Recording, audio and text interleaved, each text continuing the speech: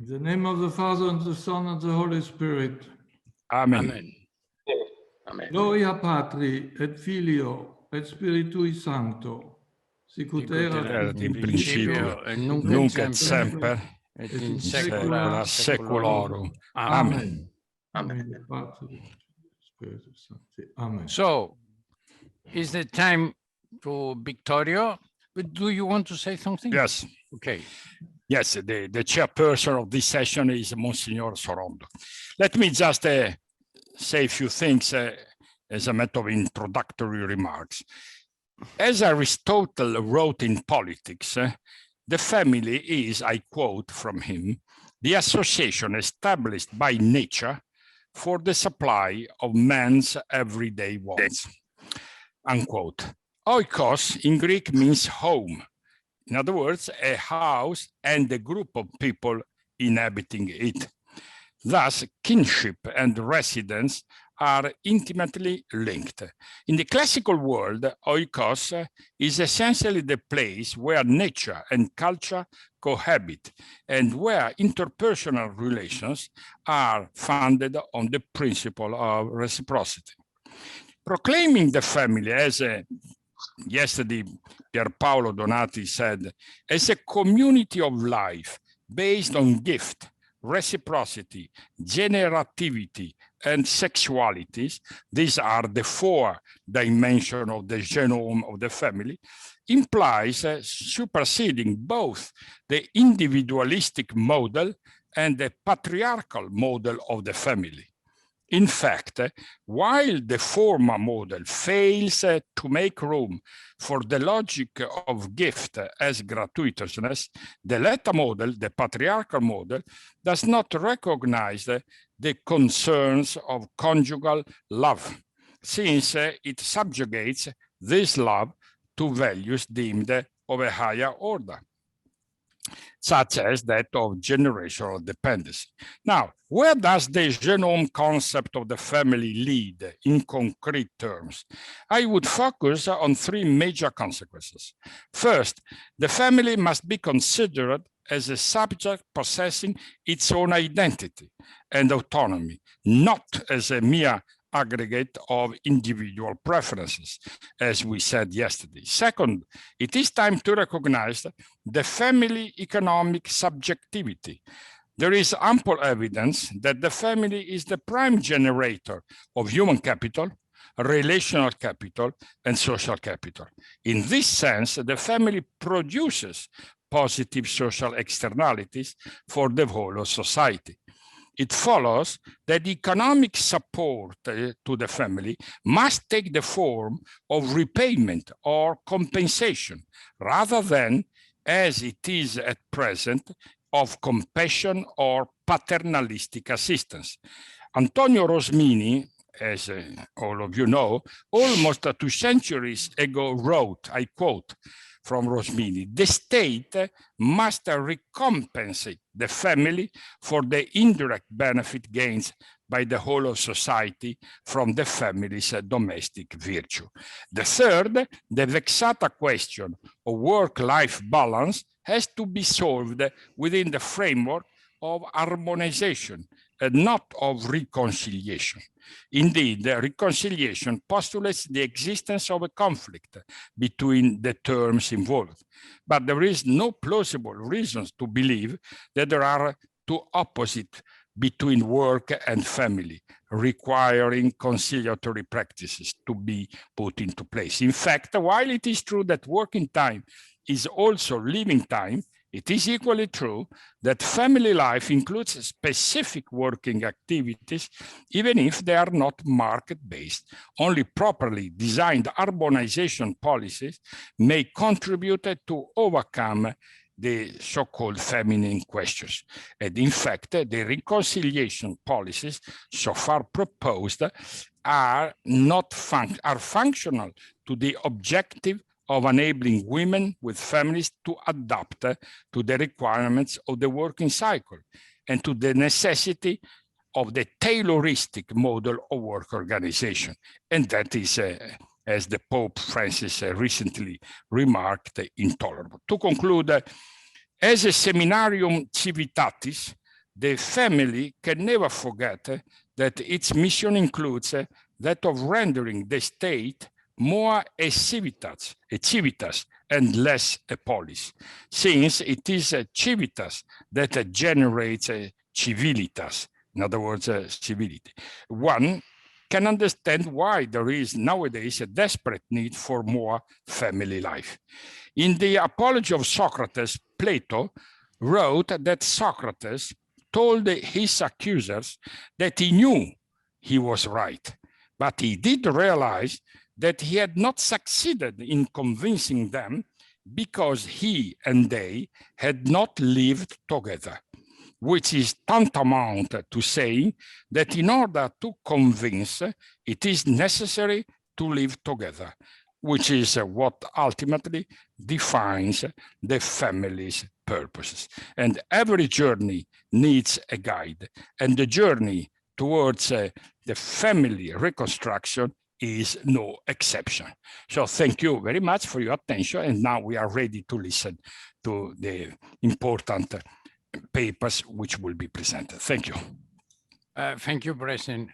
After this important consideration of the President, I give the floor to Vittorio, Hösle. Please, Vittorio. Thank you so much, Marcello. Excellencies, dear colleagues, it's an honor to speak at this important meeting.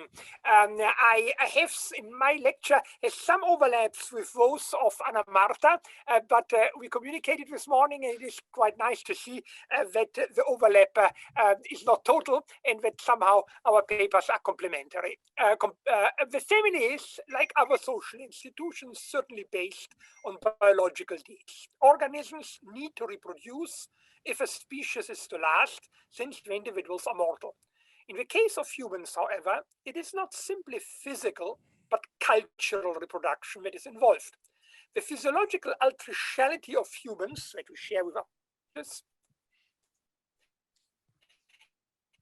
is increased by long dependence on education in order to acquire familiarity with one's own culture, beginning with the language. Furthermore, human sexual needs are detached from rutting seasons and thus render long-term commitment to a partner more likely.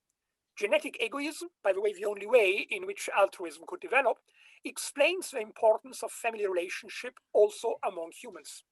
However, there is always a cultural choice involved in the definition of kinship. Think of matrilinear and patrilinear descent.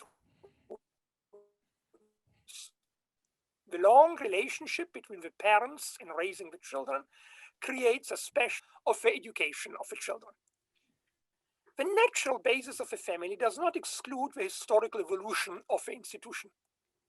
The evolution of modern society, particularly increased local and social mobility, individualization, and integration of women into the workforce, the extended and multi-generational family have been reduced since the age of the bourgeoisie to the nuclear family, and doubtless this too is now endangered.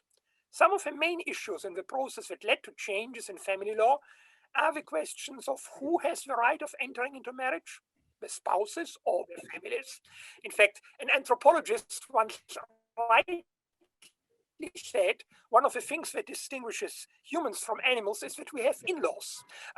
It's not so that when we begin to procreate, we break off our relations with our families of origin. And therefore, in many cultures, it has been the families that decided on the marriage of the children. Then there are the rights and duties of the spouses themselves within the marriage, and in the case of divorce, against each other after the marriage. Finally, the duties to our children and their rights and duties.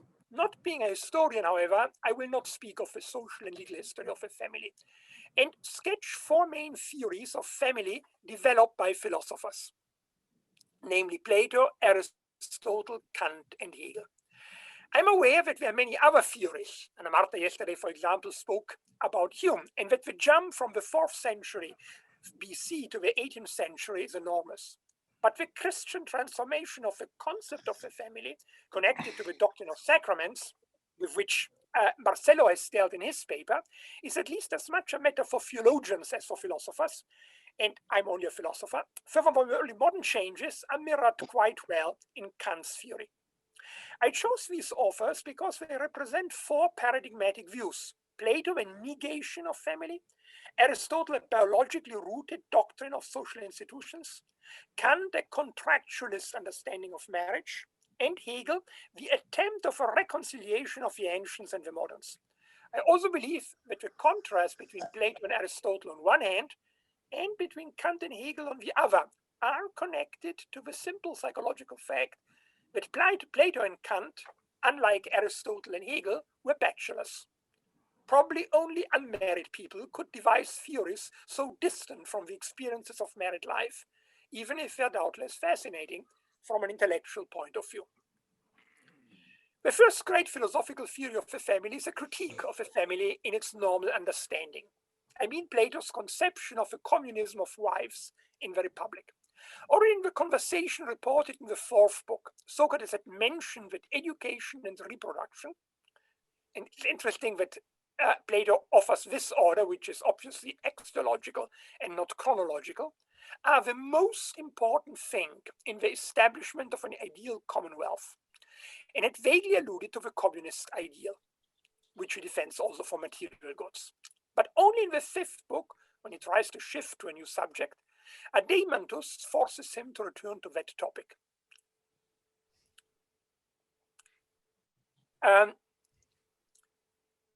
Socrates begins his reflections with a defense of a fundamental equality of man and woman. While the latter are weaker, they are not in principle different. And thus the education of man and woman should be the same. This is not only feasible, but also desirable. Note that Socrates does not speak about the whole society, but only about the male and female guardians, a subset of which are the famous philosopher kings. This condition holds, of course, also for the further thesis that all wives should be in common, so that no father could know his child, nor the latter his father. Socrates wants to discuss first desirability and only later the feasibility of the plan. He starts with the necessity of an eugenic organization of reproduction.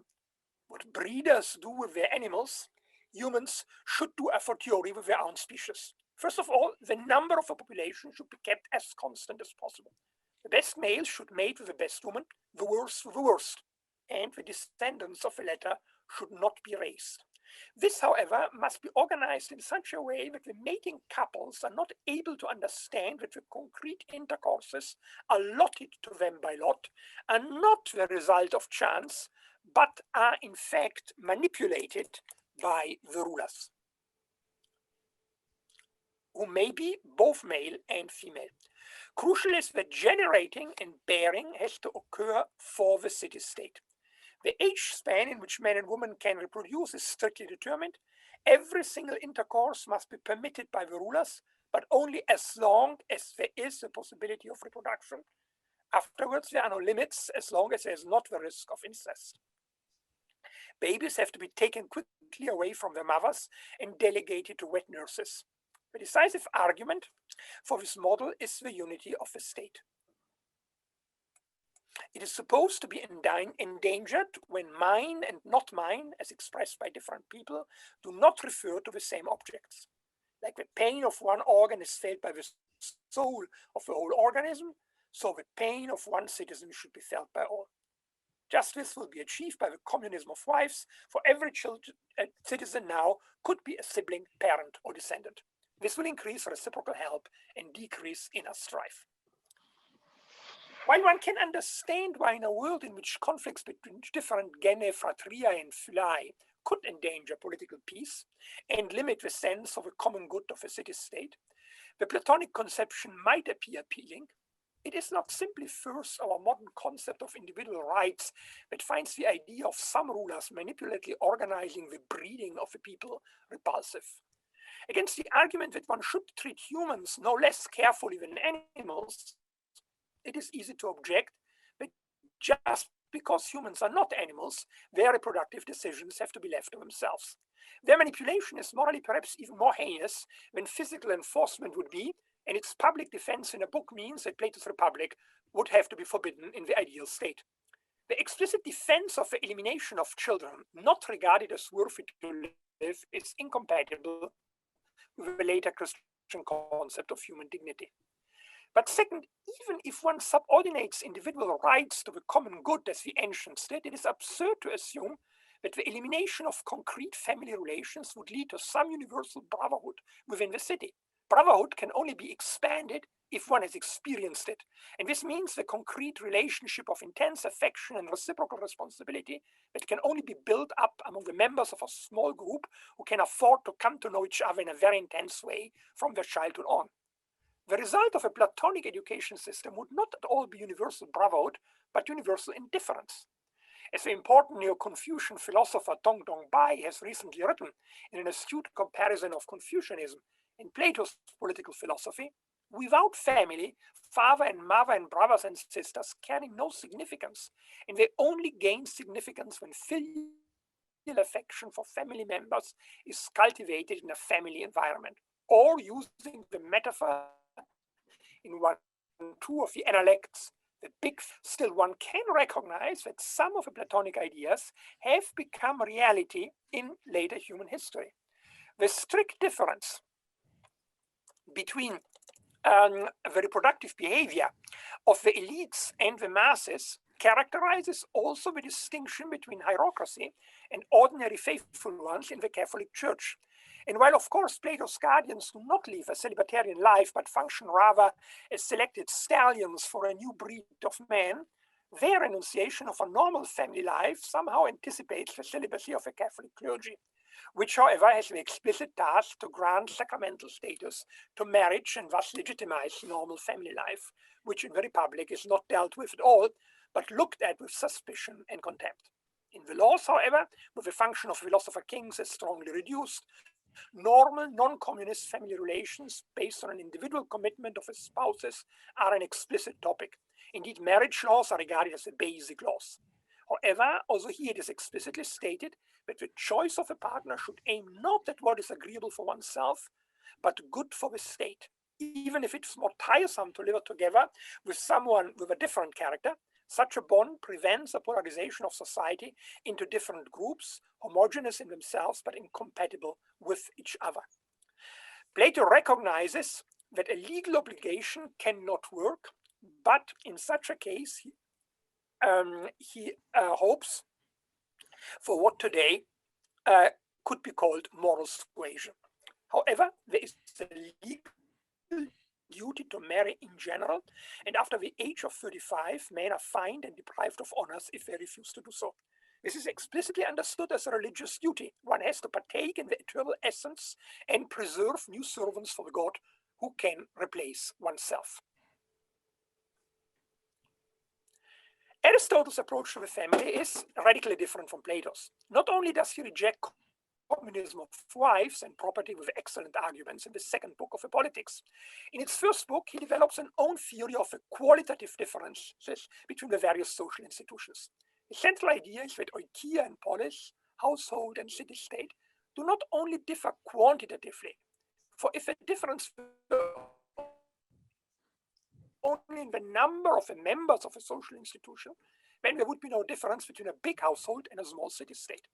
But in reality, their difference is not based on size, but on their essence. Certainly, the introduction of an intermediate social institution, the village, between oikia and polis, somehow obfuscates to account for the genesis of the city-state, since the village does not play any role whatsoever in the actual workings of the already existing city-state.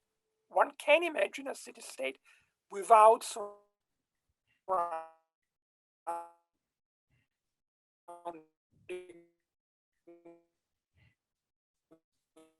villages. But of course, the basis of the oikia is a biological need for reproduction. It would be, however, misleading to interpret here symbiosis as mere mating, a meaning which it has in the biological writings, for example, in Generation of Animals. The use of the terms in the great treatise on friendship within the accomplishment that transcends the mating act and forges a dual relationship of particular intensity. Still, this relation is deeply asymmetrical. This is partly rooted in Aristotle's developmental biology, and in the context of a politics, it becomes manifest when the inequality between man and woman is compared with that between master and slave. Certainly, the two inequalities are not the same, for nature does not use the same object for different purposes, and it's only barbarians who treat women and slaves in the same way, thus giving the Greeks the right to treat them as slaves. But the specific difference between the two inequalities does not change the fact that the household, unlike the city-state, is the realm of asymmetric relations, albeit in very different degrees. This holds for all the three relations that constitute it: the one between husband and wife, the one between parents and children, and the one between master and slaves, without which the household would not be complete. Certainly, the relation between master and slave, which Aristotle discusses most extensively, defending the doctrine that there are slaves by nature, is the most asymmetric. It is a form of despotic rule. The rule of the father over the children, on the other hand, is called royal. For the father rules like a king with friendship and based on the authority of age. But does not the characterization of the relation between the spouses as political point to symmetry between husband and wife? Not really. For even if Aristotle clearly conceives it as the least asymmetric relation within the household, he still calls the form of rule in a household monarchical. He asserts the superiority of a man over a woman whenever the relation is not against nature, and he insists on the fact that unlike the alternation of rulers and ruled citizens in a polity, the superiority of the husband always holds. The asymmetry of relations within the household does not challenge at all its natural place among social institutions. In fact, the critique of Plato's communism in the second book of the Politics contains also a sharp rejection of the communism of wives. First of all, Aristotle rightly teaches that the unity of a state is not the supreme goal, for in this case, the city-state should become a household and the household an individual. A maximal unity of a city-state would thus abolish its being a city-state. Furthermore, a city-state does not only presuppose a plurality of subjects, but also their being different, because only by division of labor can a city-state achieve self-sufficiency. But even if we granted the goal, the communism of wives would not be the right means to achieve it. For the abrogation of the family would not increase the identification of the state. The meaning of mine would change. Instead of extending the normal love for one's own children to others, the love granted to the thousand, not a separate sense, would be completely diluted. It is better to be one's private nephew than a son in this collectivist sense. The heterosexual Aristotle uses the occasion to reproach Plato for his condoning homoerotic love, despite his prohibition on homosexual acts, which would be particularly inappropriate between brothers and fathers and sons. Since the community of wives could not prevent people from trying to find out who really is their child, it would create only animosities, and it should be favored only among the lower classes, if the purpose were to dominate them more easily due to the quarrels among themselves. Aristotle, however, considers a political error to stoke conflicts in some parts of the population, and he foresees many conflicts in the transfer from children from one class to the other, as it is planned by Plato. The religious commitment to the institution of marriage characteristic of Christianity, the new evaluation of the role of woman brought forth by the new religion, the discovery of an autonomous erotic realm already in the Roman poetry of the 1st century BC and the reception of Ovid in the 12th century in France, all led to momentous changes in the philosophical theories of marriage. No longer the institutional frame for reproduction, but the individual relation between man and woman becomes the focus of interest. Rousseau's Julie Nouvelle Héloïse forcefully expresses the idea that marriages should be based on love, not on economic or class considerations. Kant, that great admirer of Rousseau, eliminates, however, every hint to erotic romanticism from his theory of marriage, which is unfolded only in the first part of the Metaphysik der Sitten, the doctrine of right, not in the second part, the doctrine of virtue. Even if it culminates, even this latter part culminates in a doctrine of friendship. Unlike Aristotle, Kant deals with the family only within a doctrine of natural law, not within a moral theory or a theory of social institutions. The doctrine of marriage, parenthood, and of the head of the household belongs to the part on private right, which is followed by a part on public right, dealing with the state, international, and cosmopolitan law. The second chapter on private right is subdivided into vom Sachenrecht, on property rights, vom persönlichen Recht, on personal right, dealing mainly with forms of contractual obligations, and von dem auf dingliche Art persönlichen Recht, on rights to persons akin to rights to things.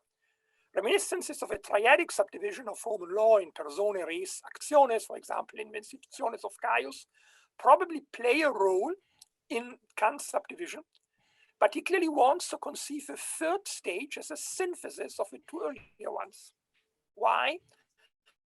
The household, according to Kant, is still characterized by the free relations ascribed to it by Aristotle, even if the slaves have now been replaced by the servants. And the spouse, the parents, and the master can retrieve the spouse, the children, and the servants that have eloped and bring them back as if they were physical objects. That's the reason for the strange title he gives to his family law. What is marriage? Kant's notorious definition in paragraph 24 conceives it as a union of two people of different sex for the lifelong reciprocal use of their sexual properties. Reproduction is not considered a necessary part of a marriage contract, for otherwise a marriage would dissolve with the loss of the capacity of reproduction. It is not at all clear why, on the basis of this definition, an analogous contract between people of the same sex should not be allowed, even if Kant utterly condemns homosexuality and bestiality as unnatural. Kant's main interest is to show that such a contract can only be legitimate if it is lifelong. The central argument is that a person who offers himself or herself to another as an object of sexual enjoyment objectifies himself or herself, and that this can only be prevented if he or she can do the same thing with a partner. Since, however, in an organism, every limb is connected with the whole person, such a use of the sexual parts leads to the reciprocal acquisition of the whole person. Needless to say, it is not clear why reciprocal instrumentalization should eliminate the morally questionable nature of instrumentalization, even if one should agree that asymmetry added to instrumentalization makes it worse. Kant conceives marriage primarily from the sexual act. In fact, people have said that Kant's marriage contract is a lifelong contract of prostitution, and then tries to limit it to marriage instead of conceiving marriage as the appropriate institutional frame for reciprocal love, within which sexual intercourse then loses the character of objectification. What is truly progressive in Kant is something different, namely, first, the strong insistence on the symmetry of a relation between the spouses. Only monogamy is supposed to fulfill this condition. In fact, the letter excludes only polygyny and polyandry, but not necessarily a marriage between two men and two women. Here, an additional argument from the totality of the relation is required. Not only concubinates, but also morganatic marriages, which in the European aristocracy were widespread, are rejected. Still, the symmetry between the spouses is compatible with economic prerogatives of the husband, if his natural superiority is better fitted to the administration of common aim. You have 5 minutes more. 5 minutes. Then I will skip finish Kant here and go to Hegel. It's very interesting, your paper. Sorry. No, you're right. Thank you for reminding me of the time. The central idea in Hegel is that Hegel rejects the dualism of abstract law and morality that we have in Kant and adds a synthetic category, Sittlichkeit, ethical life. And he puts the main social institutions, family, civil society, and the state, the second one being a modern innovation compared with Aristotle, in the third section. The central idea is that these institutions must be based not only on a legal framework, but also on an inner dimension. And this is particularly true for the family. Family is the first of the three institutions in which limited altruistic feeling rules, while in civil society, there is a universal egoism that allows the satisfaction of particular needs through prudent behavior. While the rejection of immediate altruism constitutes a loss, the expansion of the horizon is positive. It connects much more people, even beyond the borders of one's own state. The state aims then at a synthesis. It can only subsist if there's a commitment to the common good that transcends the individual interests. At the same time, it is no longer directed by emotional bonds within a small group, but by rational analysis. The family is the ethical spirit as natural or immediate. Its basis is love. The self-consciousness of individuality subsists in this unity as a member, no longer as an independent person. Hegel subdivides the family into marriage, the care for the common property, and the education of children. The central task of a marriage is the transformation of a natural sexual attraction into a self-conscious unit. The starting point is the free consent of two persons to form one person, that is to limit their own personality in the new unit, which is at the same time a liberation. Therefore, marriage cannot be conceived as a contract, as Kant has done in an ignominious way, Schändlichkeit, Hegel writes. While Hegel does not deny that the general decision to marry can be triggered by falling in love, the partner, according to him, may also be chosen by the parents, and he clearly prefers a prior general resolution to marry to the marriage being merely a result of inclination. The ethical nature of marriage consists in the love and trust that underlie the common resistance and the reduction of the sexual aspect to a mere moment whose presence is not necessary for the validity of a marriage, which does not have a single defining end. However, Hegel insists on the necessity of a public expression of a commitment to each other. Three features are important in Hegel's concept of marriage. First, the complementarity of sexes. Second, the monogamic nature of marriage, which is deduced from the totality of a commitment. And third, the prohibition of marrying within the family of origin, which would deprive marriage of its being an act of freedom. Certainly, the most problematic feature is Hegel's doctrine of the complementarity of the sexes, since it is on its basis that he denies, for example, the inclusion of women in the workforce and their political rights. Based on his concept of the union of a person, Hegel favors joint property of the spouses. And he clearly wants limitations of testamentary freedom. For the marriage ideally continues in the children, in which the unity of the marriage becomes, as it were, an object in which the parents behold their love. As in Kant, and unlike in Roman law, children have the right to be fed and raised. They are not their parents' property. On the one hand, children should experience a ground of ethical life, love, trust, and obedience. On the other hand, they must be prepared for the life in civil society and raised above their merely childish level.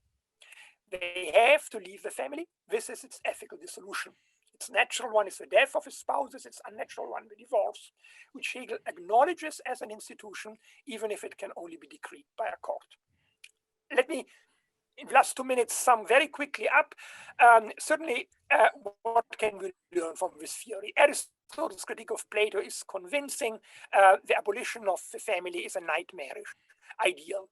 A complex needs certainly more than the love that holds family members together, but this more must grow out of it, as Hegel very well understood. Second, against both Plato and Aristotle, we have to recognize the inalienable individual rights that children have. They are not property of the parents, nor a tool for the demographic ambitions of their state. Hegel is also right that third, among the many features of a successful marriage, the crucial one is the commitment to a common life with shared responsibilities for each other. The obsession with the sexual acts or characteristic of Kant is eliminated in Hegel's grand philosophy of the social institutions as manifestations of the freedom of the spirits. Probably the weakest part of his theory is the doctrine of the complementarity of the sexes. For there is forth little doubt that the crisis of the nuclear family that we have witnessed since at least the second half of the 20th century is driven to a considerable part by the legitimate desire of women to be on a par with men. Paradoxically, the philosopher most understanding of a female desire for an education comparable to that of man was our first one, Plato. Will it be possible to unite Plato's sensitivity to the intellectual needs of women with Aristotle's and Hegel's recognition of the necessity of various levels of social institutions and corresponding moral attitudes, as well as with Kant's commitment to equal rights for everybody? Probably the future of a family depends on a positive answer to this question. Thank you for your attention. Thank you. Thank you very much, Vittorio. Fantastic relation, historical. And it's very interesting to know if the German people believe in these things today, because very classic. Of course, we are open to discussion of this interesting paper. Please. Okay, Christoph. I would have a question on comment triggered by this wonderful introduction into Plato's thinking. Because yesterday we were struggling with attempts at saying the individualistic perspective of the family might be inappropriate. And I found Plato's way of thinking compelling to tell us why this is indeed the wrong way to go. And I think we could support it by a bit of more recent evidence from the neurosciences that tell us that humans are distinct from most animals in the way that they come to life with minds that are almost empty and that have to be shaped over a longer period. And therefore, the thinking of the individual is already there and preferences can be taken as exogenous, can't work for the child. They may work later on in life, but we presuppose this formative period in the family as a condition for later building an individualistic society. Thank you very much, Professor Engel. I think that you're addressing a very important issue that indeed what distinguishes us from animals is that we have to learn what we are. As Niklas Luhmann once said, we are born as humans, but we become persons only through a process of education. But I do think that Plato is dead wrong in believing that the best way of achieving this education is by a collectivist structure. And I don't think you want to support that.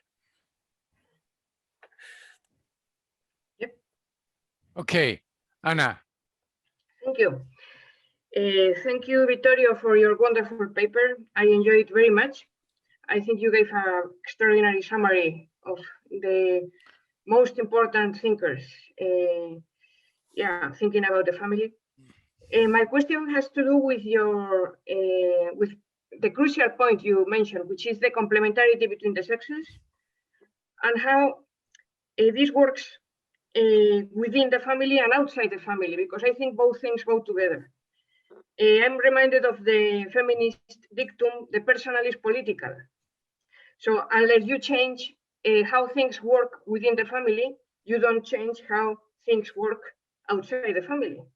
So this is a tricky question. It's a very, if you have certain power structures within the family, then you replicate those structures outside the family. So I think the problem here is to balance an institutional approach to the family with a personal approach to the family.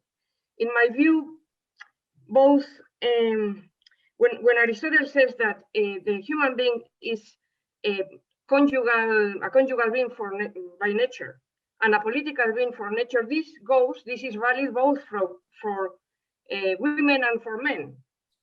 Both women and men have a domestic dimension and a political dimension. But in a way, throughout history, we have just considered men from a public perspective and women from a domestic perspective. And in a way, we are experiencing the correction to this unbalance, only that is a very dramatic correction.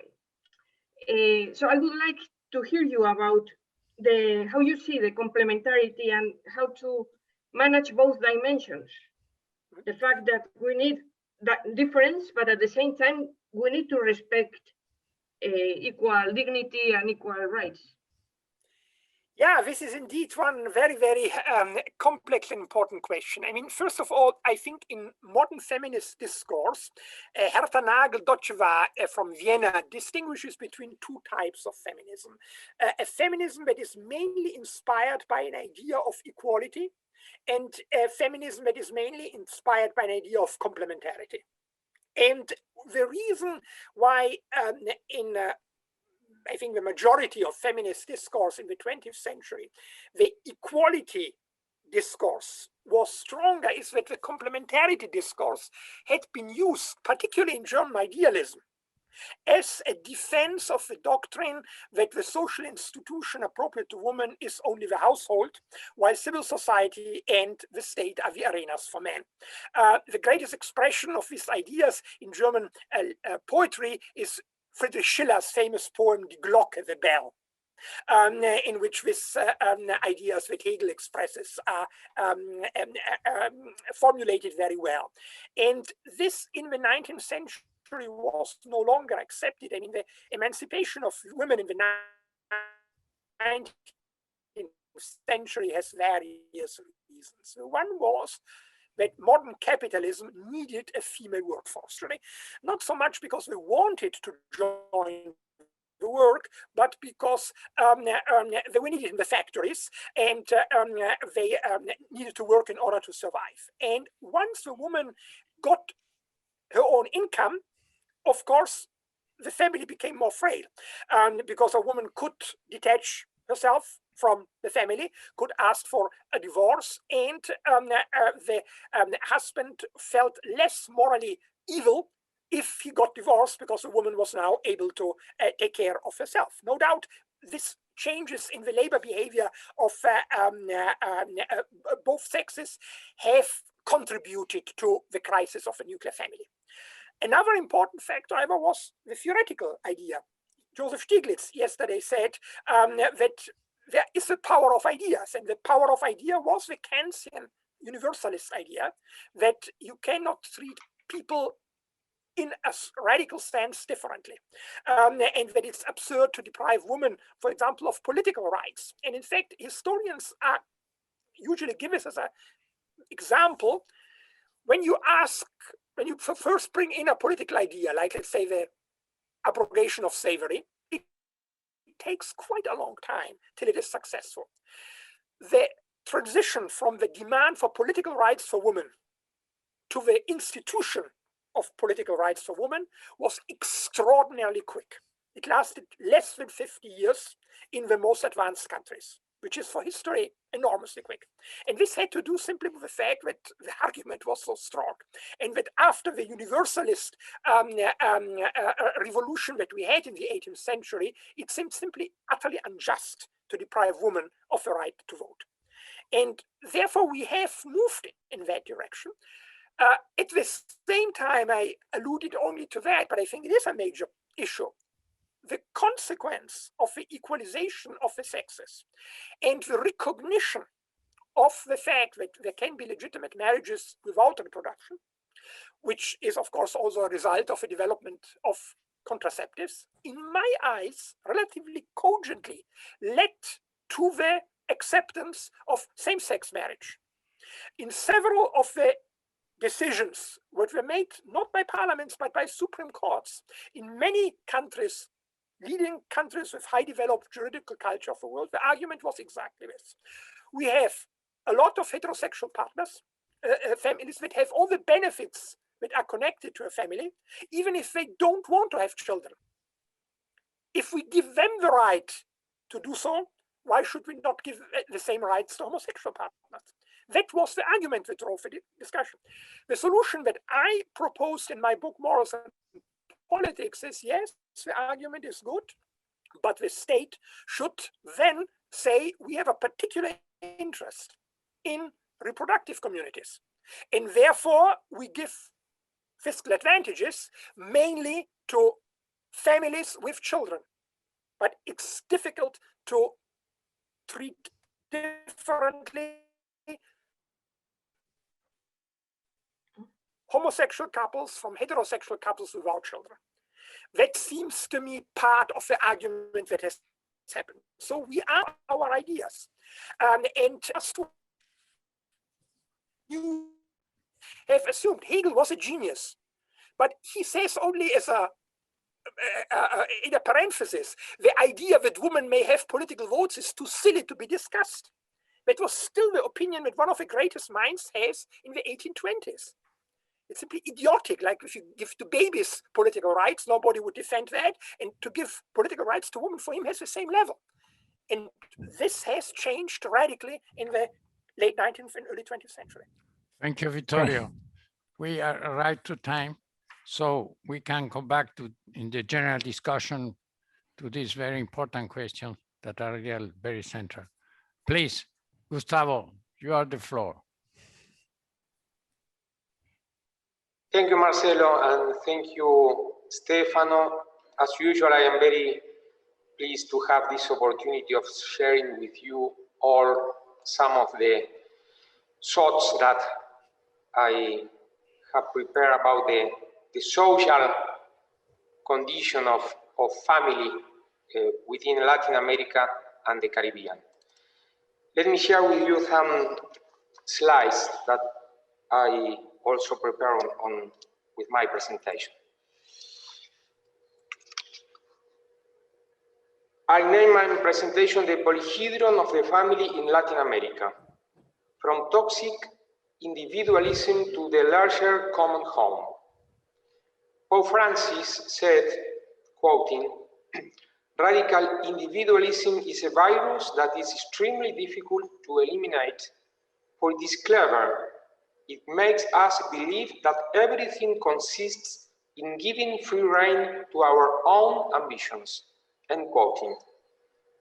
Family is the first dose of immunity that humans receive even before they are born against this lethal virus. It protects us from a danger that infiltrates different aspects of our lives, in the relationship with our closest ones, at workplaces, in the coexistence within a community.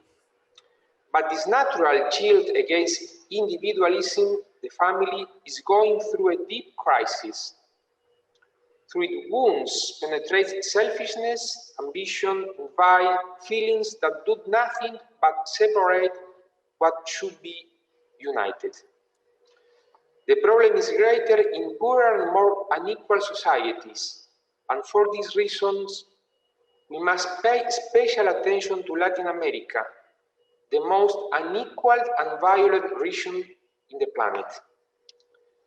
There are at least 6 aspects of individualism that cause substantial damage to people and the environment. And the cure for that individualism is presented to us in 6 different phases of the polyhedral family. Please let me go into details. Firstly, individualism as potion for the ecology. Latin America concentrates 30% of the planet's fresh water, but almost 1 out of every 3 citizens of the region receives a discontinuous daily service of drinking water. Insufficient access to water leads to environmental degradation, hunger and malnutrition, desert and devastated lands. Climate change and the population of rural areas lead to the forced displacement of farming families and the disintegration of communities. Pollution caused by fossil fuels has extremely harmful effects on health and human life when greed takes primacy over respect for nature. To face this kind of individualism, we need ecological family. Pope Francis teaches us that family, quoting, is the principal agent of an integral ecology because it is the primary social subject. In the context of the current ecological drama, the family needs to be constituted on the basis of the human right to healthy land. Territorial reorganization, policies that facilitate access to land, housing and work, the 3 T's, tierra, techo y trabajo, that our popes usually quotes, should be a priority to improve the environmental conditions of rural areas and poor neighborhoods. Integral ecology requires an international community determined to encourage green growth, low in emissions, respectful of nature, inclusive and protective of the sea. The rejection of this poisoning individualism must begin in the heart of the family, in the education of children, with activities of energy saving, recycling, and reforestation. Secondly, individualism in a throwaway culture. In Latin America, 1 out of every 3 people is poor. Moreover, 13 out of every 100 suffer from hunger. In Argentina, almost 6 out of 10 children under 14 years old live in poverty. Inhuman living conditions and the lack of job create difficulties that sometimes favor the increase of drug addiction. On the margins of the systems are those discarded by an individualism that installs the cliché of an individual success guaranteed with a good idea on a garage. At the same time, this individualism condemns, ignores, and despises the supposed losers and holds them responsible for their supposed failure. On that hate emerged the agoraphobia, the fear before the evidence of our own fragility. The fear to the collapse of the glass castle built with material goods to give us an ever unstable sense of security. To confront it, we have family as social capital. In order to limit the intergenerational transmission of poverty, we need to invest in social capital, in citizen protection networks, humanizing state structures that safeguard family life, such as family courts and adoption laws that prioritize the welfare of children. At the same time, we need nutrition programs for the first 1,000 days of life that guarantee state assistance to women with unsatisfied basic needs. We also need to provide incentives to young people to avoid the demographic winter that delays new families because of hedonism, while we address the lack of sex education and teenage pregnancy. It is the undeniable right to life manifested in a family and social context which challenges individualism at its inclination to discard. Thirdly, technocratic individualism. The use of internet for education, health, or commerce is 30% in Latin America, while the remaining 70% of use is for leisure activities. The proportion in OECD countries is almost the reverse.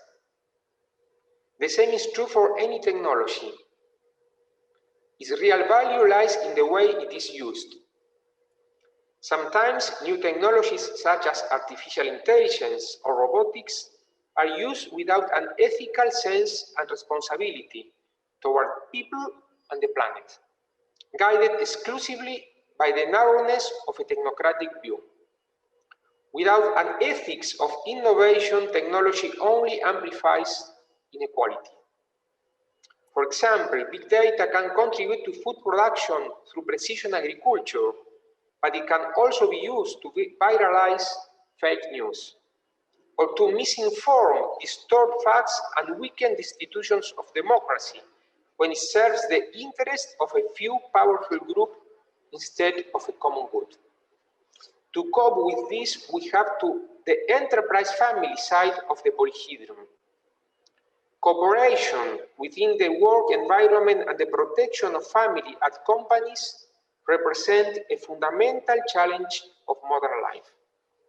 We need remote work laws that contemplate the new labor relations that the use of new technologies involves. And it is up to the state to build a social security network for self-employed workers by setting up a broad social security system with an adequate fiscal architecture. The enterprise is an area of cooperation that takes care of the day-to-day needs of a family group. It cannot be seen only as a unit to multiply money. It needs to act with social responsibility, with its workers and the society, avoiding monopolistic practices and tax evasion. Technocratic individualism must be recontained with a conception of an enterprise family that works for the common good.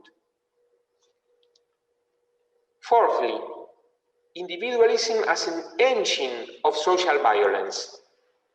The Americas is the most violent region in the world, accounting for 37% of all murders. The crime rate is linked to drug use and alcohol abuse. 4 out of 10 crimes are committed under the influence of these substances. Consumerism and individualism led to injustice and violence when others become mere obstacles to selfish ends. Individualism and violence become closer when the values transmitted to the society respond to greed, to the prevalence of the material world over the spiritual world. In order to lead with this individualism, we have the community family. We need to extend the feeling of solidarity to the whole community, and also strengthen the care that comes from the large family, based on kind treatment, non-aggression agreements, and the respect for one's own identity. In Argentina, 1 out of every 3 victims of femicide had previously filed a complaint. With reinforced community ties, women's support networks can be shaped, and possible situations of violence or abuse can be detected at an early stage, creating channels for reporting them. We need a transparent and effective justice system that ensures the welfare of citizens within consistent time frames, together with prevention and security policies. Fifthly, self-centered and self-referential individualism. One of the greatest problems of today's culture is loneliness, caused by the fragility of relationships, particularly digital relationships that only have the appearance of friendship. On a personal level, social networks can generate lasting wounds in self-esteem when from a very early age children are harassed by cyberbullying, a practice suffered by many families. The distorted use of social networks has become widespread, with instances of toxic conversations, social stoning, and cruel memes.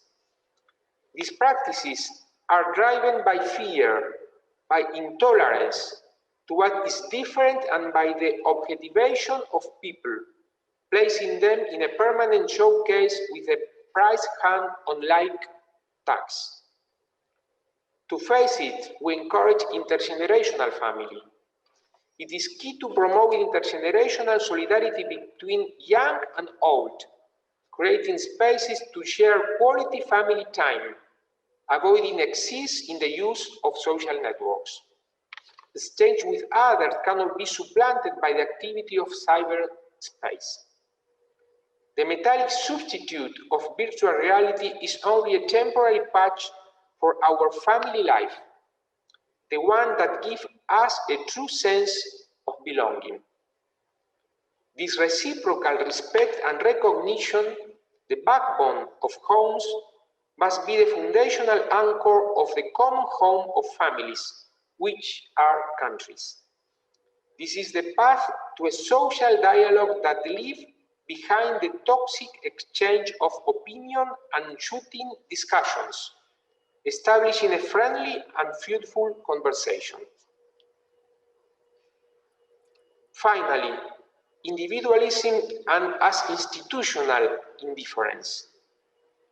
The threat in Latin America's main institutions is overwhelming. The 83% of the population distrusts political parties, 74% the judicial system, 73% the Congress, 72% the government, 62% the police, 56% the electoral authority, and 50% the army. There are not enough channels to direct individual efforts in collective institutions that have a good reputation. The consequence is discouragement and passivity, which soon turns into indifference and complicity with the suffering of others. When suspicion, distrust, or comfort paralyze us and prevent us from defending justice, we facilitate the oppression of the most vulnerable. Individualism profits from resignation, from weak institutions, from heads down and elusive eyes. Its opposite is the ecclesial family. Pope Francis reminds us that the gospel gives us the cure for the disease of individualism. In Latin America, people trust the church more than any other institution of democracy, with confidence in the population approaching to 70% of the opinions. We cannot remain indifferent to this situation and to the opportunities that this situation opens before our eyes and our action. Social charity actions involve in its very nature the overcoming of individualism. We must accompany this action through institutions with the face of a woman that welcome families in crisis, that assist the homeless but maternal tenderness. This metaphor was used by our Pope Francis in his Amazon letter. Also with a migrant-faced government, generous and welcoming, working on the periphery of urban centers, dedicated to integration and inclusion. Families must be the stem cells that give shape to states with a face full of hope where there is a shared principle. No member is forgotten. Governments need to encourage public policies of inclusion and solidarity to seal each edge of the family polyhedron, make it stronger and compact.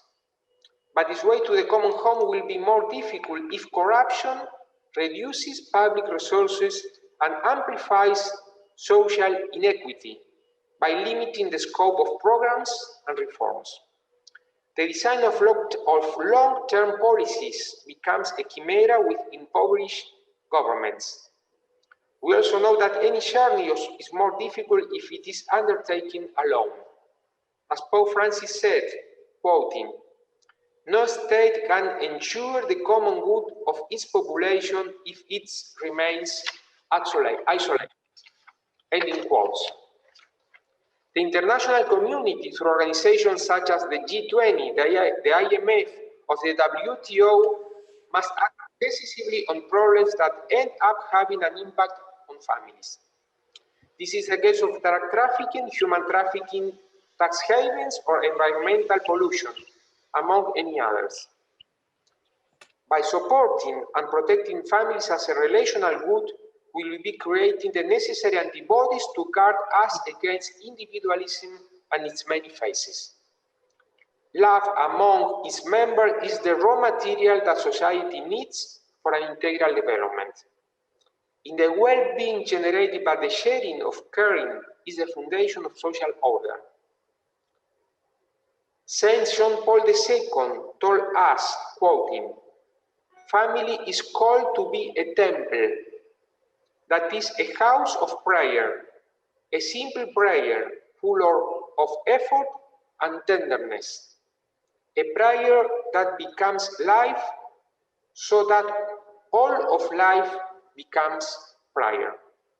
End quoting. Let us then make every effort to protect this temple, to intone prayer, to honor life. In this task, we will be building together a common home. Thank you so much.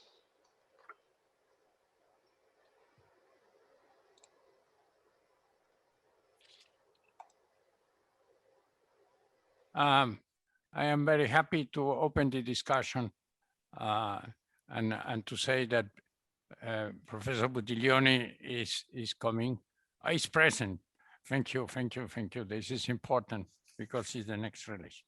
Well, so there are some questions for or comments for the paper of Gustavo Beliz.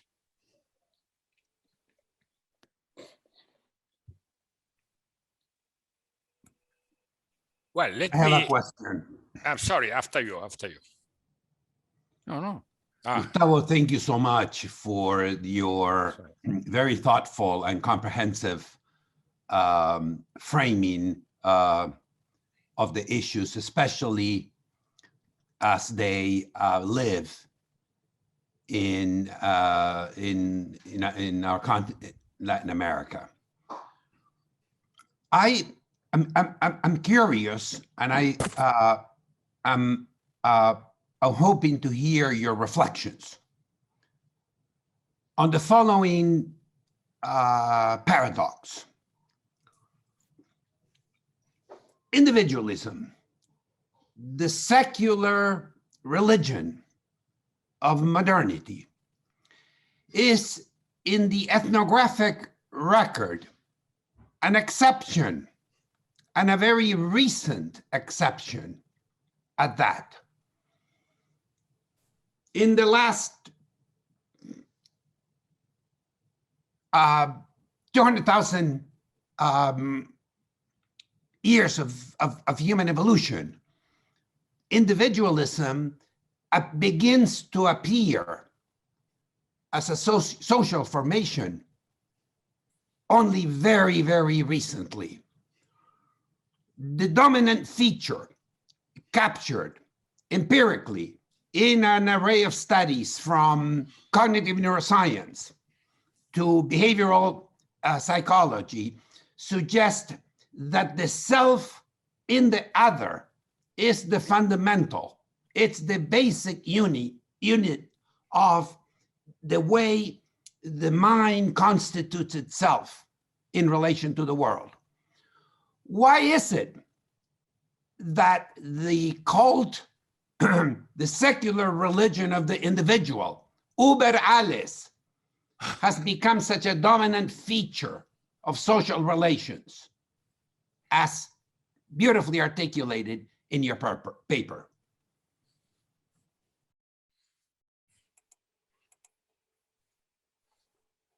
Thank you so much, Marcelo.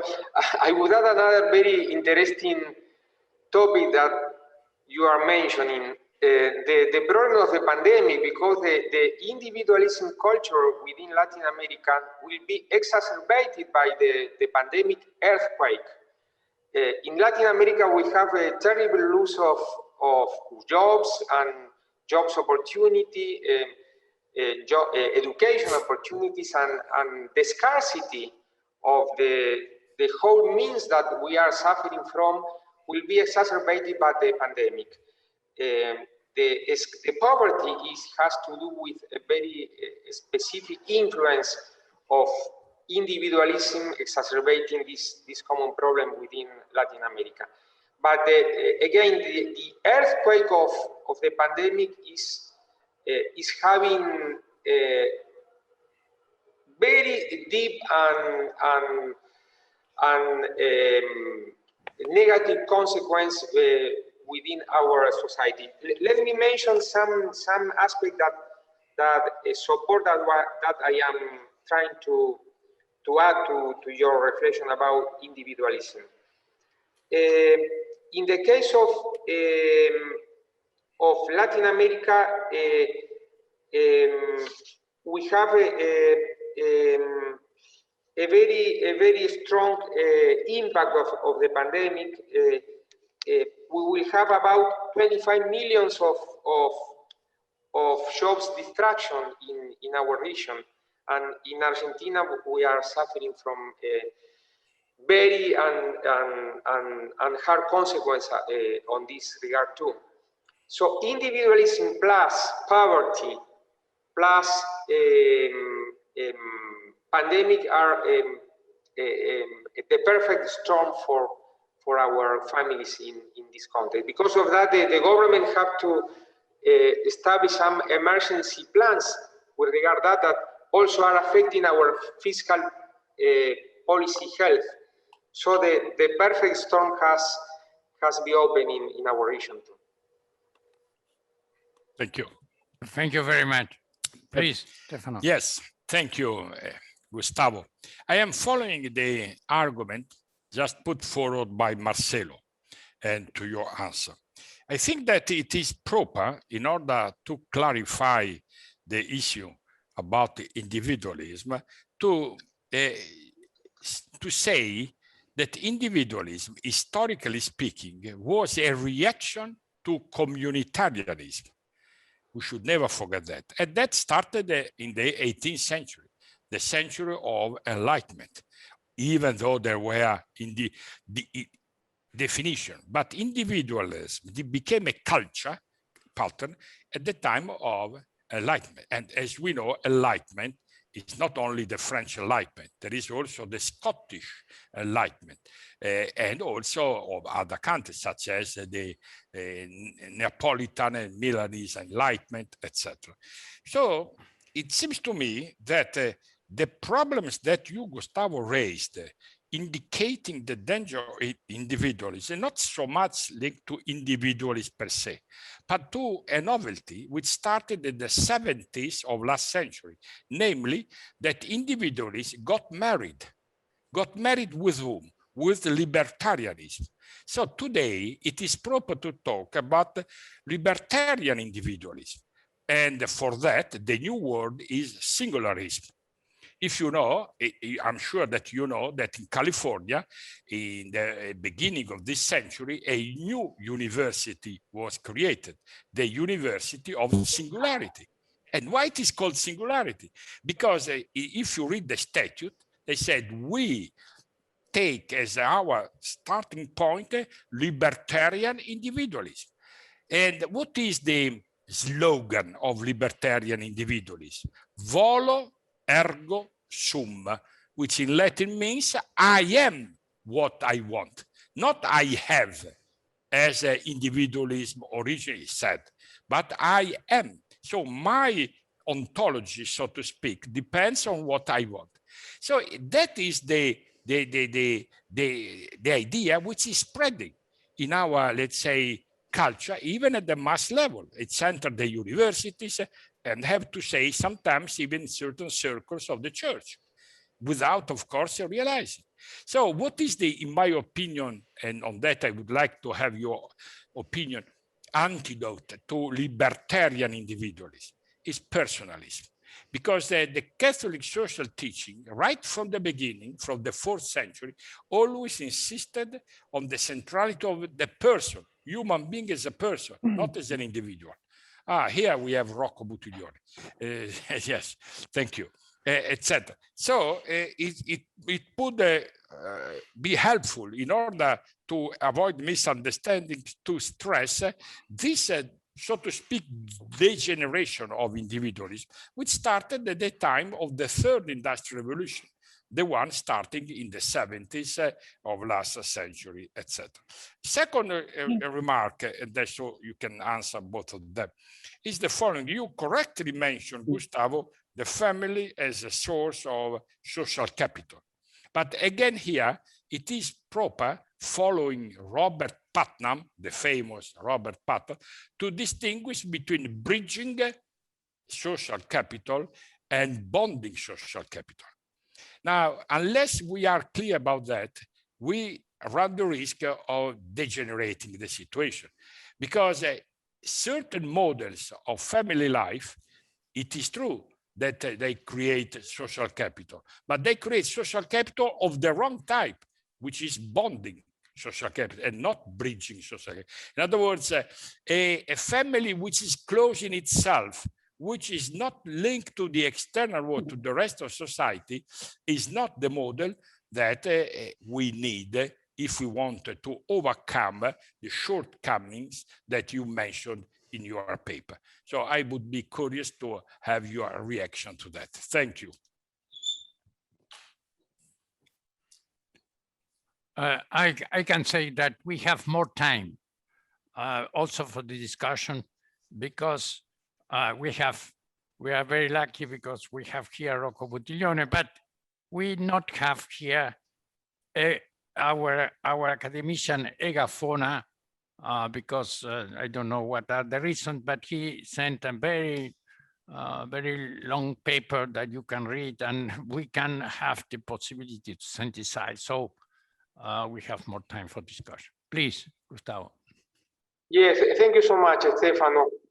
I completely agree with your point. And thinking about singularity, I was remembering that singularity are addressing many of these their activities through the concept of transhumanism. So yes. The final end of the end of the final killing of the concept of the extreme vision of individualism conducts towards a transhumanism concept. But the social capital aspect of the family has to do with the integration of the family within the community. Because of that, I was mentioning the communitarian aspect of the family. But let me say that in Buenos Aires, we are suffering from another very important problem with regard to the family, which is the continuous decreasing of marriage. And the pandemic has worsened the problem of marriage in Buenos Aires. Let me mention some figures about that. In the city of Buenos Aires, the number of marriage went from 13,000 in 2010 to 11,000 in 2019. A 20% reduction in one decade. And to only 5,500 in 2020 as a consequence of the pandemic. So in just 2 years, we decreased the marriages in Buenos Aires city from 11,000 to just 5,500. So the concept of individualistic culture also has to do with the decreasing of marriages in our country and also in the Buenos Aires city. That's another phase of the problem that we have to pay attention on that, because it's affecting many aspects of our social life, in urban aspects, in economic aspects, and also in educational activities. Thank you. I want to come back to the question that put Stefano. I think that, for example, all the very nice things that say about the history of the reflection about the marriage that say Vittorio and yesterday Anna and Marta, in the great German tradition, in the great tradition of the Greeks. But what is the idea to have the pensée unique, the French formulation of that the Pope many times, Pope Francis, many times criticize and say this mainstream, the pensiero unico, that are against to children's abortion, against to the tradition of marriage, against to have a sex. We can have one sex, other sex, or two or both sex, because it's will. I say the President, I am the thing that I will to be, and these things we need to know more, and no belief in the soul, no belief in the spirit. In the end, they say that we are a product of the evolution of the matter, and maybe believe in our body, in the brain, and say exactly about the dimension of the brain, these kind of things. So I think that we need to come back to that our idea, anyway, of marriage is founded in some anthropological vision that the pensée unique to completely against to this idea. So it's not only at the moment is some kind of tolerance, but in the future, maybe they not have any tolerance to these ideas that we have in the tradition. So I think we need to have some relation clear about what is the idea to have this singularity, because the singularity not only say, but say also that they want to have some kind of immortality. So we can live for all time if we don't have an incidence or some kind of these things. So it's a real change. It's a real change based in not really science, but in some interpretation of science in evolution, and put together also the question of the artificial intelligence. So the robots in the end could be more important than us as subject, because they are more intelligent, can make more calculations and these kind of things. It's a combination, this transhumanism, that we need to know more clear what is this and what are the theses of this to understand not only the past, also the present. Thank you. You can say something, Gustavo, you that are a minister in Argentina, and is a clear relation with people to have this unique pensée. Thank you, Marcelo. I think that there is a link between the libertarian behavior of people with regard to the technological field with the libertarian view with regard to the institutions. In my presentation, I mentioned the deep and very worrisome distrust and lack of confidence of population with regard to the institutions in Latin America. The figures are astonishing. We are facing a very important problems in terms of the health of our democracy in Latin America. But as a very important contrast, the Catholic Church has a very high reputation in our countries.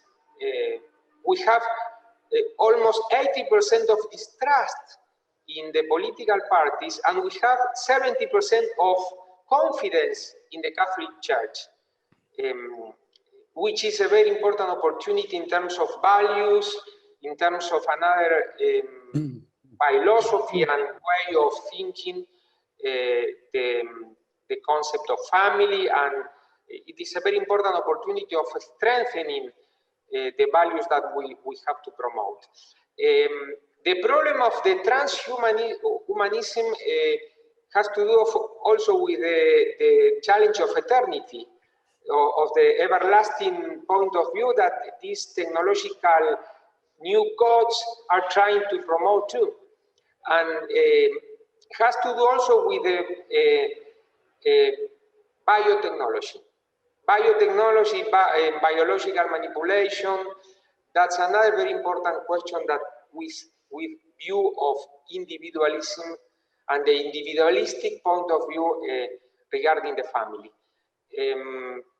The technocratic dimension of this problem is provoking and promoting a distortion about the classical concept of family. Sorry, a little question more. The pandemic have some positive consequence in the field of religiosity of the people. You say Latin America is very near to religion. So the situation of pandemic can help to the people to come back to religion, to come back to help and to faith in God, to hope in God.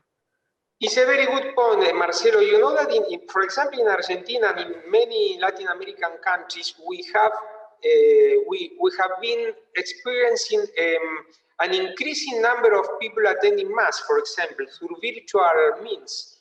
That's very interesting because in a common Sunday, you have in a simple church no more than 200 people attending Mass in Buenos Aires City, no more than 200 people in each church celebrating and attending Mass.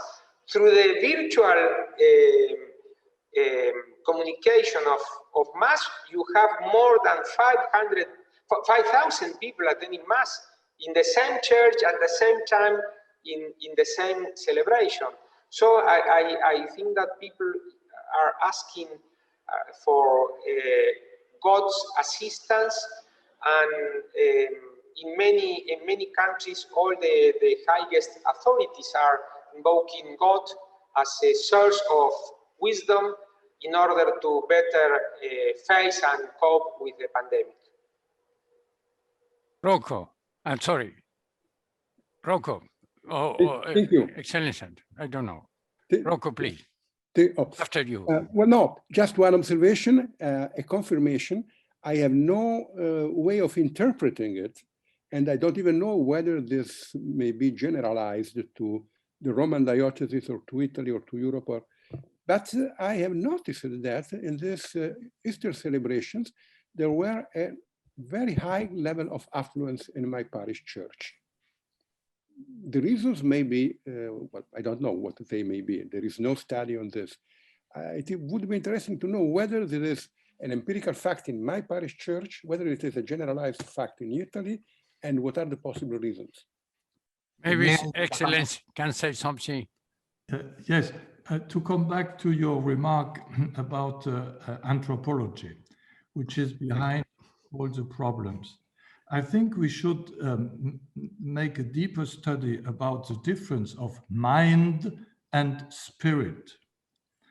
At least in English, you have two words. In some languages, you have only one.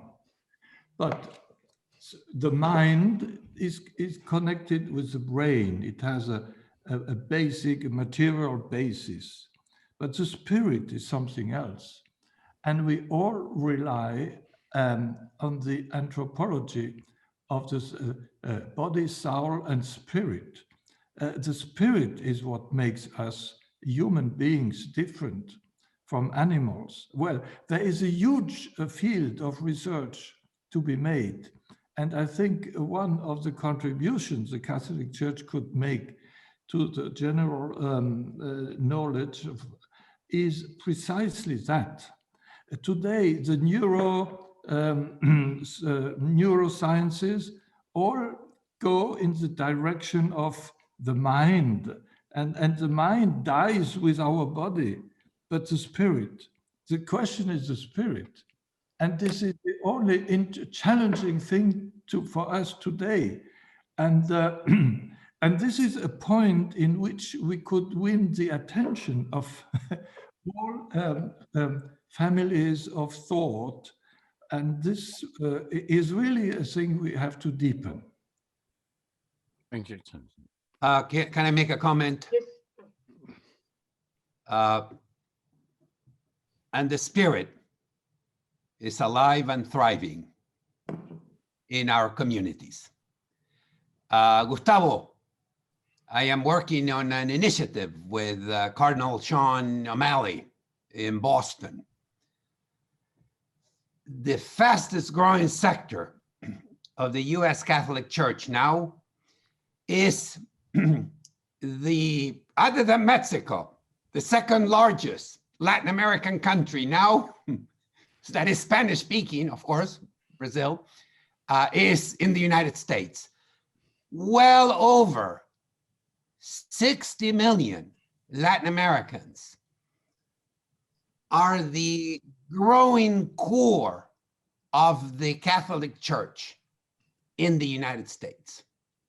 And religiosity and faith and the spirit lives, especially today, in the context of this wicked pandemic that is taking terrible toll in our immigrant origin communities in the United States. Yes. Thank you. Ana Marta. Yes, I had a comment about what Monsignor Mineras has mentioned about the difference or the distinction between mind and spirit. I am personally interested in this issue, but I found that sometimes in the tradition, the terminology is very complex, For instance, in St. Augustine in the literal commentary to the Genesis, he speaks about the mind exactly in the opposite way. So there is a huge work to do in order to clarify this anthropological terminology, because this is for many dissertations. Yes, but if you mention St. Augustine, he makes a very important difference between anima, which is the principle, the living principle of all living beings, and animus. Animus is spirit. Animus is spiritus. And really, we should make a deeper study from different points of view of the notion of spirit. Yeah, I agree. I agree. So we can come back in the general discussion. This is very central point. Please, Professor Buttiglione, is your floor. Thank you, Monsignore.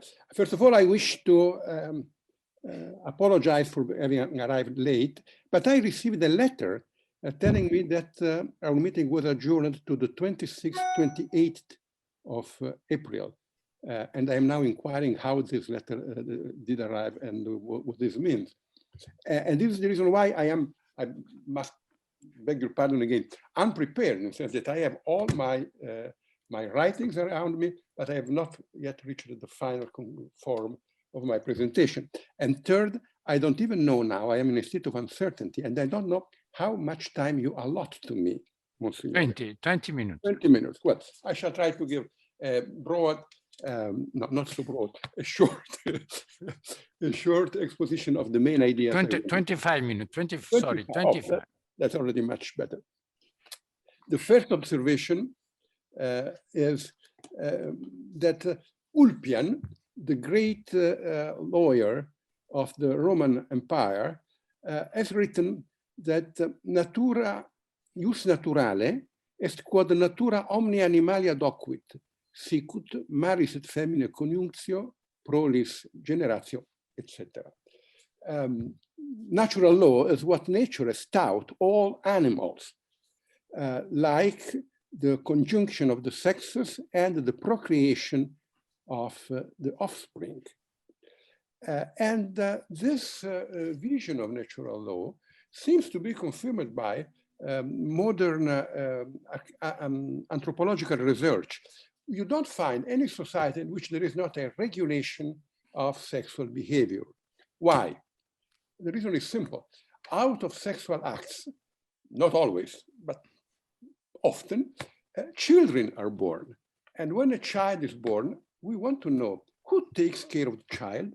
And this means who is the mother, who is the father, possibly only one father, because otherwise they will not take care of the child.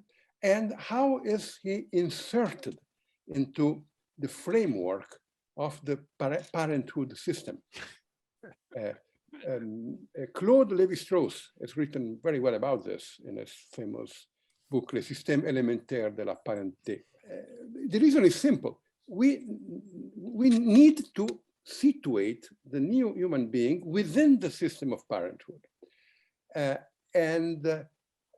This implies that there must be a certain regulation of pre-marriage sexuality, and also within marriage, that there should not be that phenomenon called adultery, because otherwise a child is attributed to a man who is not his father.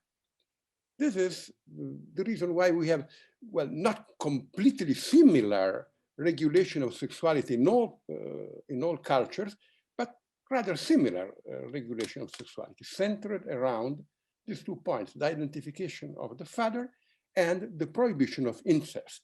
Why the prohibition of incest? Because women must move from one family group to another. And in this way, they create a society. Societies exist, human societies grow because the children of a woman belonging to one family group and of a father belonging to another family group belong to both family groups. And this creates a broader social environment in which we thrive, humanity thrives.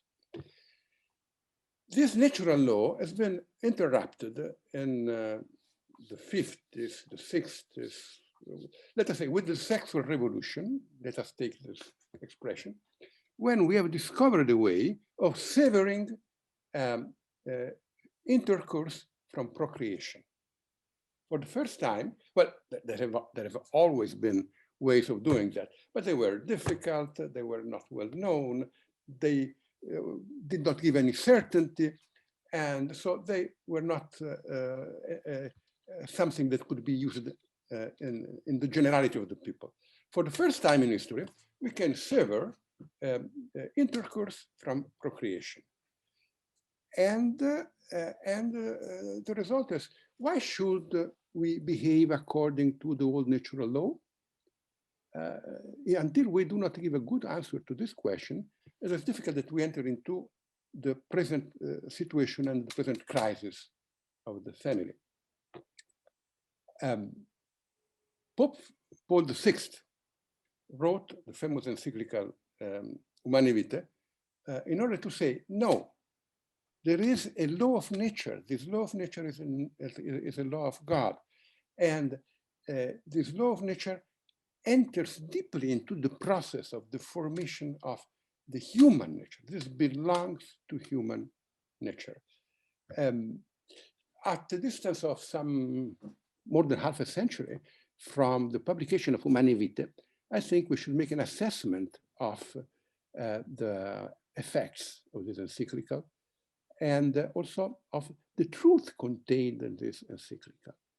It seems to me that on the one hand, this encyclical has some prophetical traits. Look around us. The human environment is changing. Great nations are disappearing from history because we do not have a sufficient number of children. We have lost the alliance between the generations. In all societies, the older generation lives out of the work of the younger generation. In our Western societies, we have pension systems, and we imagine that we live out of our own work, but it is false. Pensions and health systems for the elderly are paid with the work of the young generation. If the young generation is not sufficiently numerous, the older generation will starve. They will have very bad pensions and very bad assistance in their aging. And that is what is happening throughout the world. We had in the 60s the great preoccupation of the population bomb, the explosion of the number of people living on this earth. Today, we have the opposite problem. The population growth is, well, not completely forestalled, but it will be in a few decades. But we have a decreasing of population in many countries that will disappear from history not in this century, in the next century, if the trends do not change. And we have a fiscal crisis of all states because of the impossibility of paying pensions and of providing healthcare for the elderly. This is the main cause of the fiscal crisis that we experience, at least in all of the Western nations. I suspect also in China and in other nations, perhaps not right now, in the next future. So in this sense, Paul VI was prophetic. On the other hand, Humanae Vitae was a disaster, a pastoral disaster, because people did not follow Humanae Vitae. In part, I think, because of the strife between theologians who started fighting against one another to decide whether the Pope was right or wrong, instead of trying to understand how to develop a pastoral strategy according to the value underpinned by Humanae Vitae. But anyway, it was a pastoral disaster. The attraction of having sex when you are 20 is extremely strong. And then you lose the connection between the interest of the individual and the interest of society. Society is an interest into the family, but the individual does not see this interest. Well, he will see it later. I used to say to my students, when you are 20, the best part of sex is intercourse. When you are 40, the best part of sex is children. When you are 70, I am 70, the best part of sex are grandchildren. And a lot of people, when they are 40, 50, 60, 70, many of my friends wonder, I should have gotten married. I should have had children, but it is too late. There is an enormous waste of human energy. Anyway, the possibility of having free sex has created a new culture. And it was difficult for the young generation to see the reason why, for them, it was good to enter into the process of creating a family. If you look around us, it seems that everybody now is trying to live as if he or she was just coming of age. We are all teenagers, with the exceptions of a few of us who are grandfathers like me. But most people have a teenager lifestyle until it becomes ridiculous because it is apparent that you are too old to be a teenager. And this prolonged adolescence creates the culture in which we live. The show business, advertisement, literature, everything points to this teenage lifestyle. Individualism, Stefano explained before the philosophical roots of individualism, but there are also these evident sociological roots of individualism. The teenager is individualist. Why? Because he has to sever his relationship to his original family in order to be able to enter into a new relationship that creates a new family. Now, we have a society in which people are invited to sever their relationship to the original family, but are not invited to create a new family. And so they remain for a large part of their life, and some of them throughout all of their life, in a condition of immaturity, of narcissism, and so forth. Pope John Paul II has tried to further develop the point of view of Paul VI, explaining the reasons why it is worth the while, also for the individual, to enter into the process of marriage and creating a family. And he started with the dialogical and relational nature of the human person. There is one great superstition in modern philosophy. I see Professor Hösle in front of me, and I think he will agree with me when I say that Immanuel Kant has given us a metaphysical idea of the person in which the human being has a transcendental morality. Take the imperative, the moral imperative, the categorical imperative of Kant. I translate it in an unusual way. What is the meaning of the categorical imperative? Whenever you say I, don't forget that at the same time you are a we.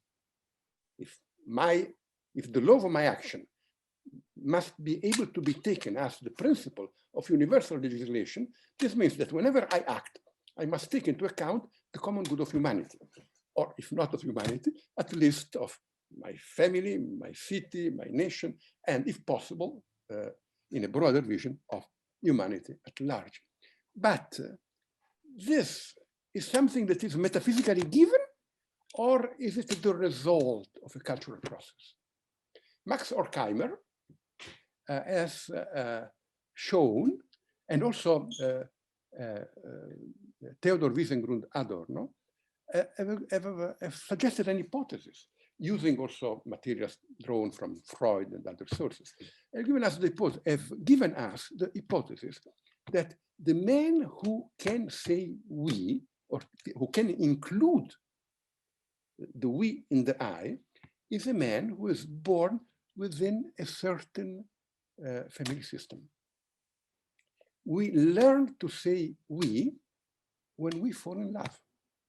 Socrates teaches us that falling in love means to decentralize the emotional center of your personality, putting it in the beloved person, or at least somewhere between you and the beloved person. And when you have a child, then this emotional center is the center of the we that we call the family. But if you have, if sex is severed from procreation, sex is also severed from all the emotional fullness that leads to procreation. When I was a young man, people used to say that they wanted to fall in love or to make love. Now they say they want to make sex. This linguistic expression is meaningful. Sex is severed from love. Sex should be the driving force that draws us out of ourselves and makes of us a we. But if it is too easy, if it is not connected with the perspective of creating a community together, when it is not connected with the perspective of becoming a we with a child, then it loses the capacity of melting two identities into a common way. And then we become individualists. But to be sure, falling in love is not the only way in which we learn that we are a we. Stefano made a hint to this in his intervention. He said, we come out of communalism, taking it out of the history of philosophy, taking it to the individual experience of the person. In the beginning, we are a we, because we differentiate our identity biologically, psychologically, culturally from the identity of our mother. We are born in the unity of a person. The mystery of womanhood is the fact of carrying in their own body another human being who gradually becomes autonomous and becomes a person, maintaining, of course, a very close contact with the mother. And the father comes later and helps to sever the child from the mother, to avoid the indifferentiated unity that would not be good, neither for the mother nor for the father. John Paul II has developed an anthropology of marriage in which he shows us that the individual personality, the free individual, is born in the family. And if you have no family, you run the risk of not having free individuals. That is, you run the risk of having a society made of individuals who are not free in the sense of being, of having the capacity of being masters of their own actions. They become easily hetero-directed because the isolated individual has no defense in front of the power of the mass media, of the political agencies, of the mass culture in which we live. The family is a shelter that allows you to develop a mature personality and then to become really free. If you have not this experience in the family, then it is much more difficult for you to become a free man. And the free man in Kant is presupposed as a given, but this given is also socially produced, and we are destroying the social forces that produce the free personality. And this is the great problem of today's culture. This, in extreme synthesis, the great contribution of Pope John Paul II. Nevertheless, this is not yet an answer to our problem today. Why? Because the church has led a great struggle against a change of culture and has lost this struggle. We have a new culture. The new culture has entered and has become the dominant culture. And the new generation is growing up within that culture. What shall we do? What should we do? Pope Francis has not given an answer to this question, but gives us some hints, some possible suggestions on the way in which we can answer this question. That is, the way in which we can develop a strategy within the society, within this culture, that allows us to recover the natural value of sexuality and of the family. To understand this, I think we must point out one element that strongly connects John Paul II with Pope Francis. And this element is the concept of culture. It is an old concept, of course. I shall not take this concept now from cultural anthropology, but rather from St. Thomas Aquinas.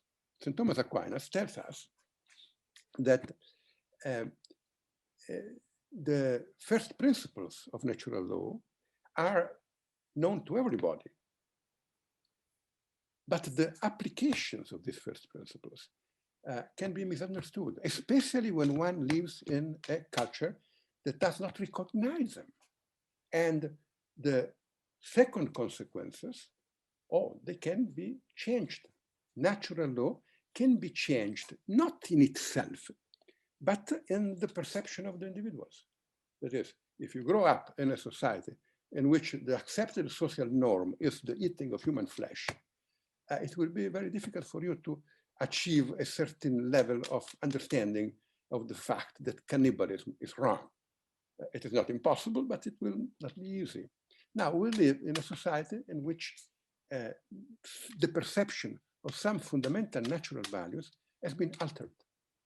And we have to enter into this culture that is also in us, by the way, and get in touch with a generation that is growing within this culture, making them a proposal that is a proposal of rediscovering the great values of falling in love, of getting married, of having children, of reconstituting an alliance of generation, of educating children and so forth, but knowing that this cannot be taken as a starting point that is universally known and universally accepted.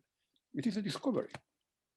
It is, we must learn in one sense to be counterculture. We are not, on this point, we are right, but we are not the dominating culture. And then take Amoris Laetitia. In Amoris Laetitia,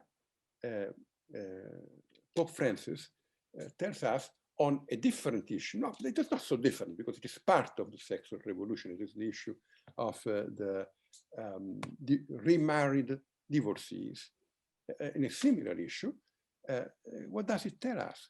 There are people who may be wrong objectively, but nevertheless not culpable subjectively. And you must enter into a dialogue with them. You must not pretend to give them orders. You must try to convince them. You must enter into a dialogue with their conscience. How can this dialogue be led?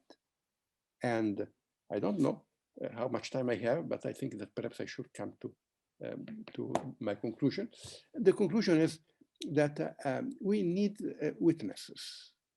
That is, the possibility of recovering the values of the family is linked to the capacity of people to give witness of the fact that it is worthwhile, that it is beautiful. I remember Anschluss von Balthasar. Beauty is the beginning of the understanding of truth. Beauty is the divine glancing of truth, says Plato. No? This way of living is beautiful. And we must produce examples. And we must see that even within this culture, there is a great demand of the human heart that points exactly in this direction. Young people, teenagers, want to fall in love. And when you fall in love, you desire that this love be forever. And implicitly, although you do not know that, you desire to have children with the person you are in love with. And love is the mature development of this demands of the heart of young people. There are many points, even in the show business culture, that if you make an analysis of the great movies that take to the heart of the younger generation, you see that this demand is always implicit there, although it must not be expressed too clearly, too immediately, because this would be run against the dogma of the sexual revolution. On the other hand, we must have a phenomenology of situations. Just because of the fact that the longing of the human heart is present in this society, although the dominating culture deforms human nature, then you must recognize that there are many different forms of human society that are not families, but try to look like families, and in which you can find partially true values that pertain to the family. And you must be able to encourage them, to support them, to enter into a dialogue with them, trying to lead them to grow in a more perfect understanding of what is this life like, to be a human being who is conscious of being an I, an ego, and at the same time a we, a relation. Let me make one last scandalous example, because I come to the end. Did you ever make a reflection on the phenomenon of gay marriage? I think it is worthwhile to think about it. When I was a young man, nobody would have spoken of gay marriage, not so much because the church was against gay marriage, but because the gay people were against marriage. Homosexuality was seen as a spearhead of the sexual revolution. And of course, we don't want marriage. We don't want sexual stable. We do not want to institutionalize. We do not want to stabilize sexual relations. Sex is a primeval force that must be left to itself. And now, from within the gay community, you have a strong push and a demand of having a gay marriage. I am not in favor of gay marriage, by the way, but I think this is something that should be considered. I'm not in favor of gay marriage because marriage has to do with children. No children, difficult to imagine marriage without children. But nevertheless, the fact that homosexual people wish to create links for life and wish to enter into the process of saying we is something that is not bad. And it's a sign of the fact that we have lost a form of sexual ethics. We have gone through a period in which it was more prudent to say that we do not need any sexual ethics. And we are entering into a new period in which we are looking for a new sexual ethics. Also, I could make other examples. Take a movement like Me Too. It's also a sign. And then a broad area is open. How to propose within this culture, without beginning with a condemnation of this culture that would break the possibility of a dialogue.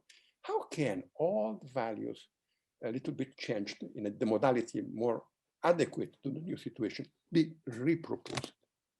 Thank you for your attention. Thank you, Rocco.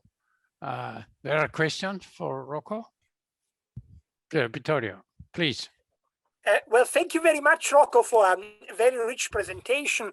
I agree with much of what you said about the pathological traits of the sexual revolution and about the absolute need of a sexual ethics to believe that humans can live without a sexual ethics, and also certain legal norms concerning sexual matters is naive. However, even if I agree probably with 90% of what you have said, in order to have a discussion, let me mention a few points where I do disagree with you. The first point is, of course, that some of the changes that have occurred in sexual mores were nothing else than an attempt of women to gain rights which men always had had. You mentioned at the beginning that one of the reasons why adultery is wrong is that the father can then, someone may be imputed fatherhood for which he is not responsible. Well, this was the argument that, for example, in David Hume, about we heard yesterday, Anna Marta speak, is used why male adultery is not at all a problem, while female adultery is. And you find this argument in many 18th century thinkers. I've taught once Boswell's Life of Johnson, and at a good Catholic university, even the most pious Catholic female students were outraged that Samuel Johnson said the same thing. Of course, it cannot be tolerated that a woman commits adultery. She must be immediately expelled and punished, but a man can do whatever he wants because he doesn't put the burden of the children on his wife. So it was a very widespread idea. And you can say, well, this is 18th century. No, no. In Italy, till long after the Second World War, only female adultery was a crime. Male adultery was a crime only if perpetrated within the household of the man. But if we met with his lover in a hotel or wherever, it was not a crime. And this was rightly regarded as anti-constitutional by the Constitutional Court of Italy in the 1960s because it violated the equality of the sexes. So what I want to say is, of course, when the wrong consequence was that many women said, since men are regarded as having the right to commit adultery, we have the right too. But that this inequality could not go on was a right moral instinct. I don't think you would disagree with that, but I wanted to make it explicit and say that this was part of the reasons for the changes that we have occurred. The second reason is a complex one, and it's the fact that I personally don't believe that Humane Vitae was only a pastoral disaster. I do think that as much as you're right, that it's extremely important that a society has an extreme cherish of the task of continuing life, and we will be in severe problems if this disappears, there is, of course, also the opposite problem of overpopulation. I mean, to deny this simply shows that one has not looked at history.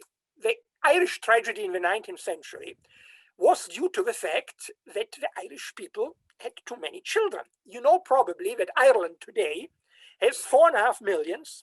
Before the Great Famine set in, they had more than 8 million, almost the double of the population that today the island has, with an economy probably 1,000 times as powerful as that of the mid-19th century. China, where we have this extremely brutal one-child policy, also obviously perpetrated with criminal means like infanticide, abortion, etc. But China had mass starvation in the 1880s, I think 70s or 80s, where a 2-digit million of people starved in a relatively quick time. These are historical experiences. And people came to the understanding that overpopulation is a very serious problem. There are two ways of solving the problem. The one is letting people starve. The other is conquer other land for the nation that feels that it is that it doesn't have enough space. This was one of the Hitlerian ideas. And I always say to my Catholic friends who defend the Catholic rejection on contraceptives, and I will speak about that in another moment, the following thing. Do you know who was one of the staunchest opposers of contraceptives in the 19th century? Charles Darwin. There was a famous lawsuit in the late 19th century, I think the 1870s. Bradlaugh was a member of parliament, distributed in the slums of London brochures about contraceptives. He was indicted because of the Obscenity Act. John, you must correct me what the exact law was. He was indicted, and by the way, he was later acquitted. But in the trial, he asked Darwin to come to his help, and Darwin refused. And his letter says, no, I'm against contraceptives. Of course, he said, you are right, that if you do not have contraceptives, a Malthusian situation sets in. And of course, you're right, that this means that many people will starve and that there will be wars. But, he says, this will lead to a selection of a higher breed. I mean, he doesn't use this word of a higher breed, but he says this has positive functions with regard to selection, because the stronger survive. And if only as many people are born as can be fed, then everyone survives. And I want that the stronger one survives. Now, I find this quite repulsive, frankly, but I admire the logical consistency of Charles Darwin. This is the consequence if we say, let anyone have as many children as he can have. This will be the consequence.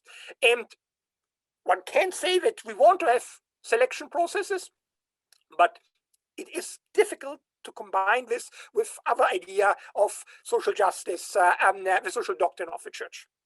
And now let me finish with the last point. The reason why the solution of Humane Vitae is also intellectually independent of the consequences, not plausible, is of course the distinction between artificial and natural means.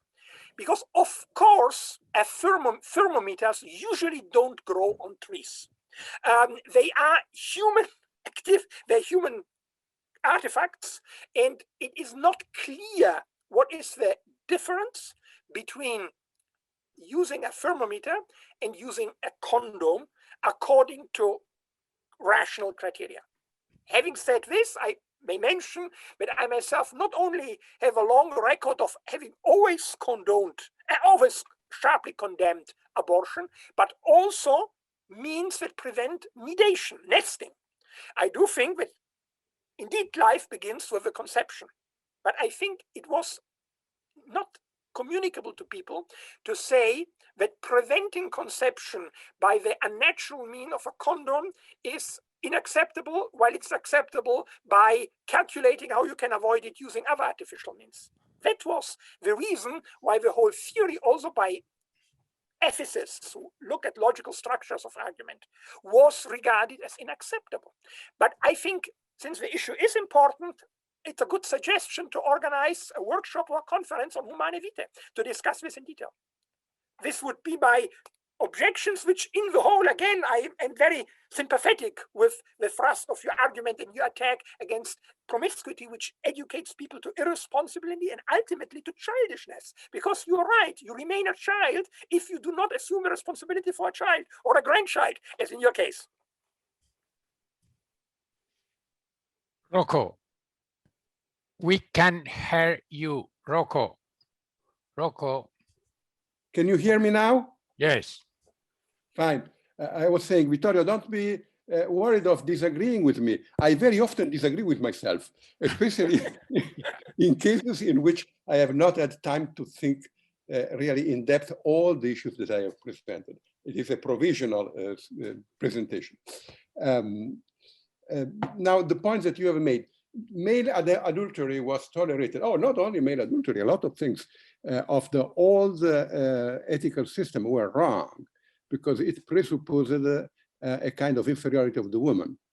And of course, well, I am not really convinced of the argument of Hume in favor of male adultery. He himself is not completely convinced because in the end he says, well, male adultery is wrong, but not so much wrong as female adultery, because it is apparent that if a female commits an adultery, there must be a male who shares the responsibility. How can you have, it cannot be otherwise. So even before, I think the argument of Hume was not very convincing. But in any way, yes, there was a tremendous social change that implied for the women to acquire rights, and among those rights was the right to control their own reproduction. The fact that they had the right to control their reproduction does not imply that ethically all means of contraception were ethically good, but they had to make the decision in this area, and that's on this we completely agree. We do not agree so much on overpopulation. There was a problem of overpopulation, but I think the problem has been solved in different countries in different ways. And usually when you know that all or almost all your children will survive, you limit the number of your children because you cannot support a number of children too large. And the earth is not so crowded. A large part of the earth is uninhabited. more than 1/2 of our Earth is uninhabited. And the pressure on the resources, on the environment, does not derive from the masses of the poor, but from the sumptuous consumption of the rich. A few countries with 10 to 20% of the world population exercise 80–90% of the pressure on the resources. So on this, I think there has been a kind of terrorism, although there were real problems. Limited, Ireland, China in certain moment, there were real problems. But I think there has been also an important amount of terrorism in order to change the attitudes of the people. And of course, to limit the number of children was a real problem. Then the problem of natural artificial means of contraception. Here, I think I have two observations. The first one is, I have made politics, you know, for a while in my life. Politically, in that moment, Paul VI could only say yes or no. He had not much time to refine the argument. Later, it should be done.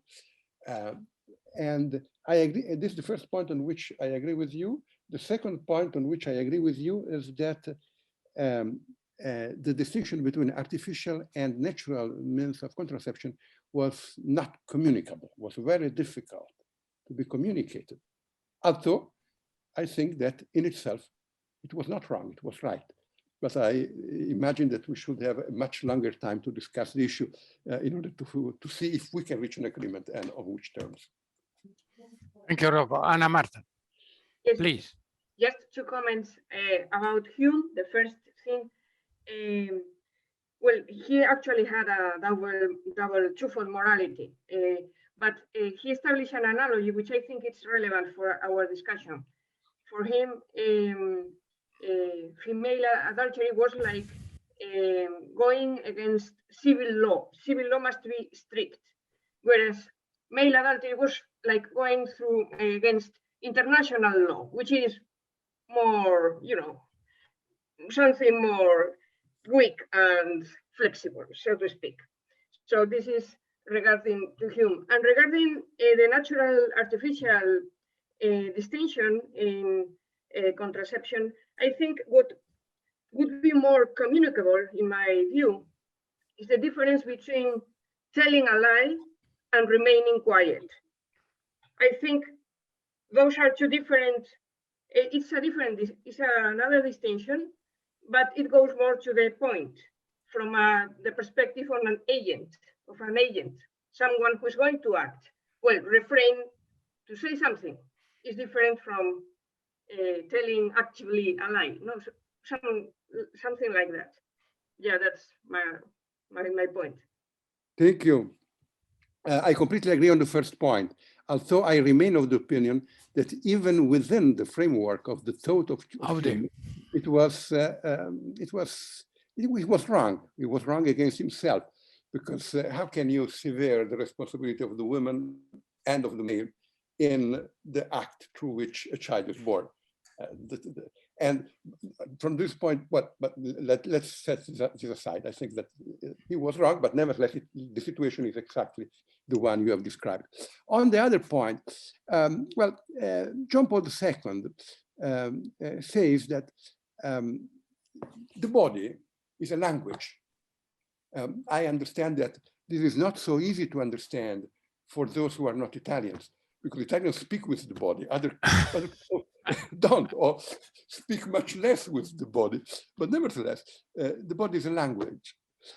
And imagine that, well, now I am an old man. When I was a young man, one important element in the development of my approach to the other sex was the capacity of interpreting the smiles of girls. A smile can mean so many different things, but there's a meaning.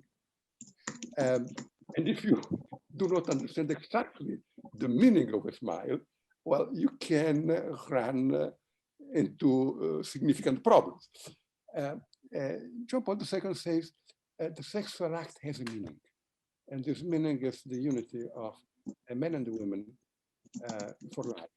As it's an act to which you constitute the we. I do not exist anymore for myself, only in myself. And if I do this without giving it this meaning, I'm telling a lie. That's as you have said. But I know that we would need a much longer time and discussion to go in depth into this issue. But the issue of the language of the body, I think, is extremely important because it is true. And you find it also in many other areas. Thank you. Aude, you want to say something after Christopher? Please, Aude. Okay, thank you very much. Thank you for suggesting positive ways to act, such as being witnesses who will help young people rediscover the values of love and family, even if we are imperfect witnesses. If I have understood correctly, you also suggest finding in situations that are not really families, but would like to be, what is positive and encourage it. But how do we do this? For example, here is a couple of men with a child resulting from surrogate motherhood. They want to love each other. They want it to be forever. They want to have children. They think they have a child. There is certainly a desire here to be we. Do you have any suggestions on how to find the right attitude to value the positive in this situation in order to help people progress, but without falling into complicity and into a form of lying to these people? How can we act? How can we find the right attitude? It is not easy. I think it is easier to say what we should not do. If you have a couple of homosexuals with a child, the first thing you must not do is to go to them and tell them you are damned, because only God knows. And because culture acquires the strength of a second nature. And it is possible that for them, this was a second nature, and they were in a transcendental horizon in which they could not see their situation in a way that is different from what they did. And if they want to be friends, I want to be friends. And if they have a child and I have children, well, let the children play together. Let us enter into a dialogue in which I am convinced of my position. I am convinced that it was wrong in the beginning, but now there is a reality. And in this reality, good fruits and bad fruits are mingled together, and only God in the end would make the decision. And let us see, and through a friendship, let us see what happens. One point is important. It is important that I have the right to tell to my children what is the model of family that we have. They will make their decisions, but nobody can propose them another model. I have the right to be the first to make them this proposal. Apart from this, that has significant effects, I would say it is like with human beings. Each one of us is a sinner, and perhaps not in the same areas. And those who are not sinners in the sexual areas may very easily be sinners in other areas that can be even more important. And so without the presupposition of being superior, enter into a dialogue, start a friendship, and see what happens. The gospel tells us that Jesus was not like the Pharisees. Jesus spoke with authority. And in order to speak to a person on issues like this, you must gain authority. And you gain authority if, perhaps through years of faithful friendship, you have shown them that you really love them. The greatest authority is love. A bitter truth can be accepted only from a person who has given me clear signs that he tells me this because he loves me and not because he has the presumption of imposing me from the outside a law that is foreign to my concrete existential situation. Thank you. Christopher. I think I've heard a bit too often today that individualism is evil. I'm happy to grant that if individualism is taken absolute, it leads to terrible things. And some of them have been explained very well to us, or we have been reminded of the terrible effects it can have. But the absence of individualism can be as terrible. We need individuals who want something to make sure that people do not starve. It's through individualism and globalization that these days many people can survive and live a rather decent life that a few decades ago would have just died. And there is also the innovation perspective, which is related to the former. When I was born, it wasn't sure that my life expectancy would be something in the order of 90 years or even more. Nowadays, it's the truth. And that's due to the fact that we had individualists who wanted themselves to make more money and therefore invented all these medical techniques that make our life so much more comfortable. Beyond the economic, there is the liberty side. And maybe that brings us closer to the current debate. In the 50s, when I was born, it was a hard thing for a couple to live together if you were not living up to the normative expectations of your surroundings. These days, maybe we overdo in the other direction, that I'm happy to grant. But the fact that you can decide on your own what kind of life you want to live has a value. And I'm not saying that the things that have been mentioned are wrong. They only seemed to me too excessively looking just at the bad side of things, forgetting about the potential good side of things. Well, I don't think that I have said that individualism is bad. I remember having said quite to the contrary.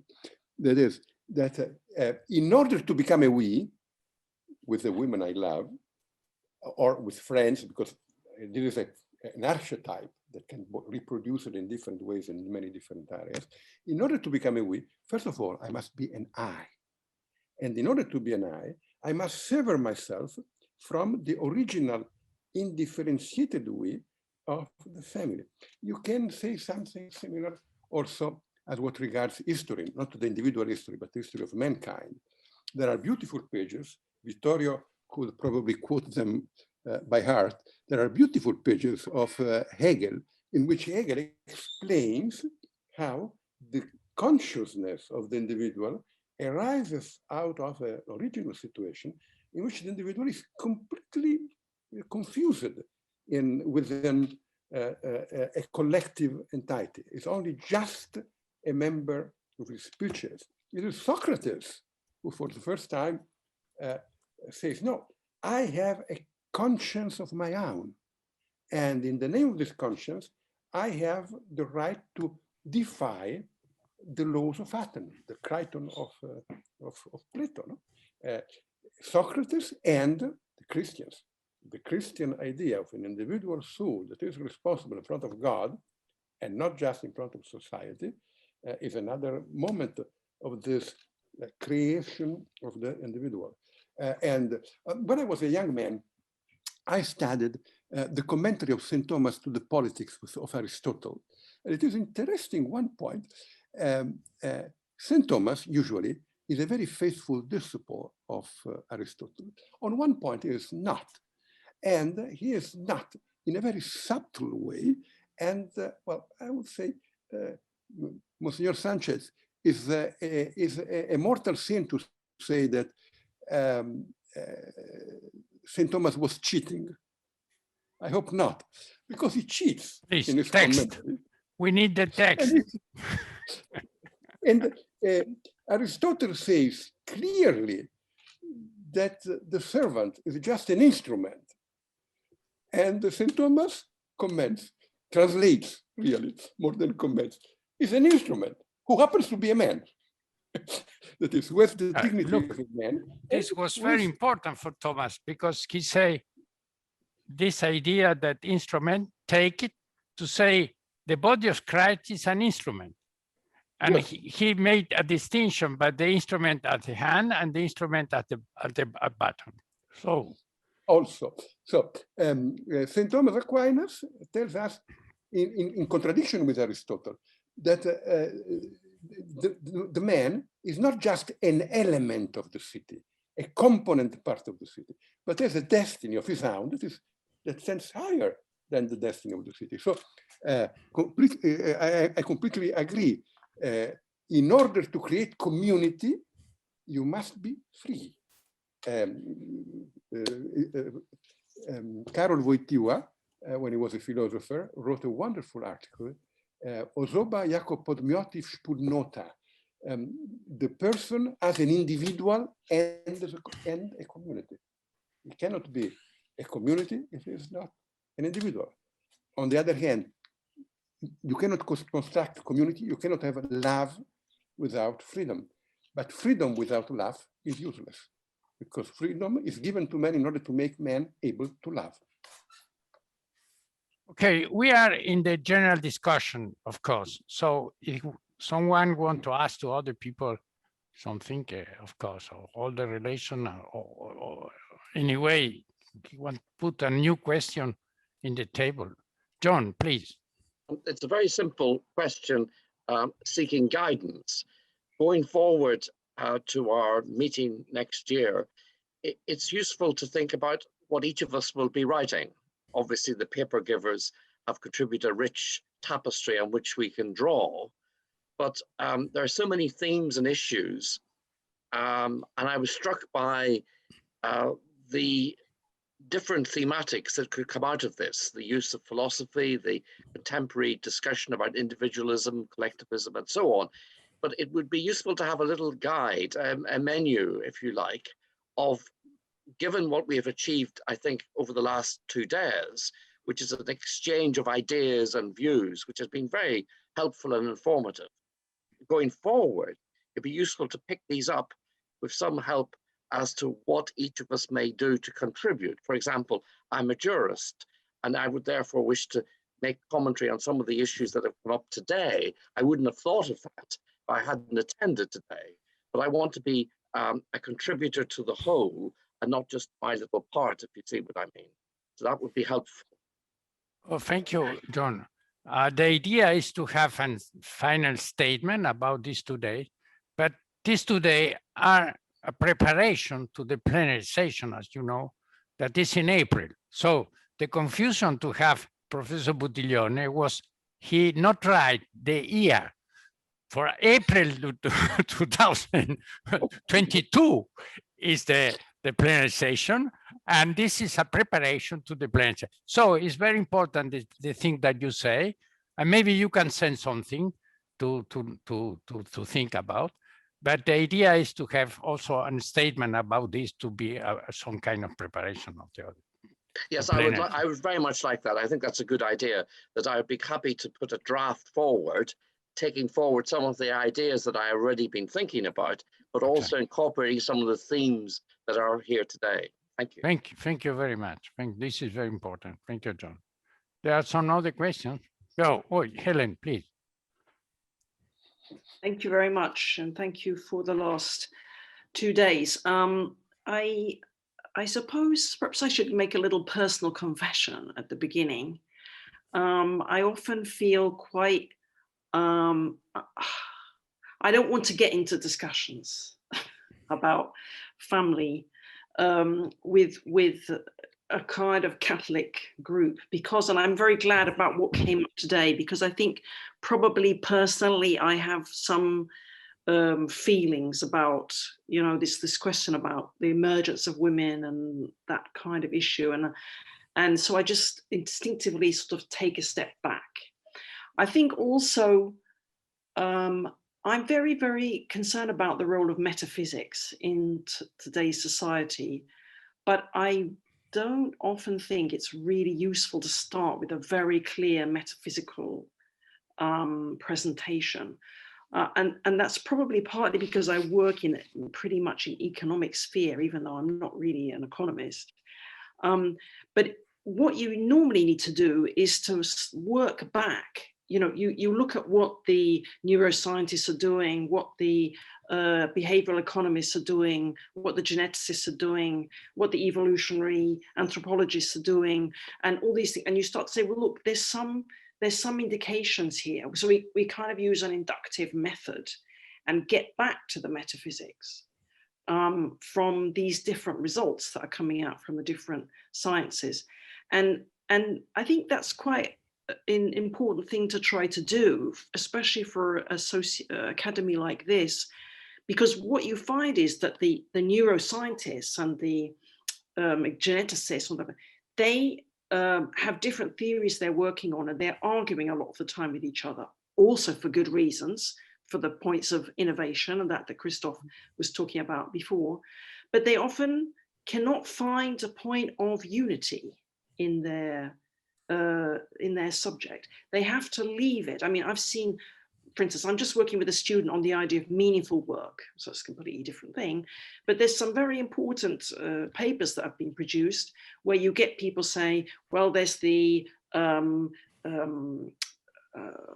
forgotten the names of the topics now, but something like the self-proposing psychological school, there's the job design school, there's this other school, and there's 4 or 5 different schools, and they all say different things. They can't really talk to each other.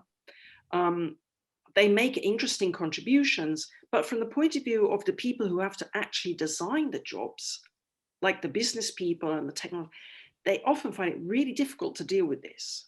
How do you deal with this kind of amazing array, really interesting stuff, but there's no way of unifying this.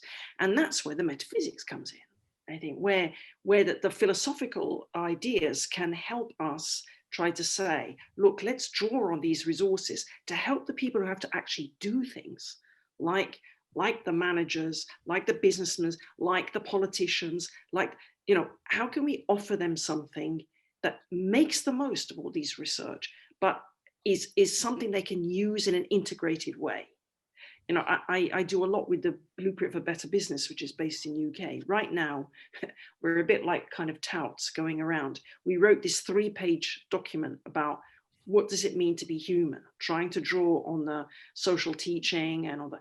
And now we're talking to the behavioral economists, we're talking to the geneticists, we're talking to the neuroscience. Just get them to try to say, and the interesting thing that they always say is, well, there isn't really anything else that we don't agree within their subject. See in some way that there is a point of unity somehow. Now, I don't know whether we've really got it for them or not, because I think there's also the issue that we can't go direct from the highest level of metaphysics down to really practical things. We need this sort of intermediate level. So we're trying to hit an intermediate level to talk to them. But anyway, I mean, we're talking about the family now. So I think I felt a bit yesterday that we moved a bit too easily from a theological level to a metaphysical level to what this means for marriage today or from family life to get there, without being often careful enough about where we were in that discussion. And I think there was an important point that was said yesterday by, I don't remember who, I think it was maybe Monsignor Minerath, talking about when Christ himself is talking about marriage, and as we know, more or less gets rejected by most of his hearers, and says, it's very difficult for people to accept what I'm saying. And I think that we need to constantly keep that in mind. On the one hand, the church wants to uphold some kind of goal, some kind of model, some kind of ideal. Ideals are really important for motivating people. It's not ideal in the sense of impossible to achieve, but ideal, something we're trying to get towards. but it's difficult to get there. And I think, you know, in a way, that's kind of what Pope Francis is trying to do in Amoris Laetitia, I think. That's my first thing about metaphysics and how to use it in this discussion. I felt like we were starting a bit very strongly from the metaphysical level, and that I feel more confident in today's society. It depends a bit who we're talking to. You know, I mean, I spend a lot of time talking to business people. You know, if I started from pure metaphysics, they just switch off, you know. But if I start saying, look at what the neuroscientists are saying, look at what the behavioral economists are saying, let's think about what this is implying. Oh, then they're interested. They realize this has got some value, you know. So maybe it's mostly, I mean, the order of preachers, maybe it's mostly I'm thinking about how do you communicate this and who's the audience, rather than what is the content of what we're saying. Who are we trying to talk to in as a result of this meeting? And then the second thing I like to say, which relates a bit more to what happened today, especially to Vittorio's presentation, it's just such a fascinating sort of historical move through different philosophical ideas about marriage and family. And for instance, how much is the role of the emotional attraction or the personal and subjective side of it important compared to the economic side or the care for the children, responsibilities, all that kind of thing. You know, two really important sides of marriage, but their importance shifting in different periods. And it made me think about Prudence Allen and about her writings on the history of woman, the idea about woman. And it was a real revelation to me to read her books when I realized just how varied the ideas have been over history, going through, you know, she starts with Hesiod and she basically goes through a whole series of philosophical thinkers, what their ideas are about women. And you realize the thing is shifting all the time. It's not just like we had this way of thinking before, and suddenly in the 1970s or the 18th century or time of women's suffrage, suddenly things start to change. But that actually there's been a huge amount of diverse thinking about it. And when you were talking, Vittorio, I was just thinking it would be so interesting. I don't know whether we can do it, but it would be so interesting to sort of look at the family in that way, a sort of history of and just walk through asking. She asked 4 questions of each philosopher. So you see how those answers to those questions change over time. And to do something like that, I think, you know, to help people realize this is an ongoing problem, and in some ways, you know, it's very difficult for us right now, this problem. But in other ways, it's just a continuation of history that we've had the very difficult, you know, it's difficult for human beings to deal with this, and it's less catastrophic in that sense.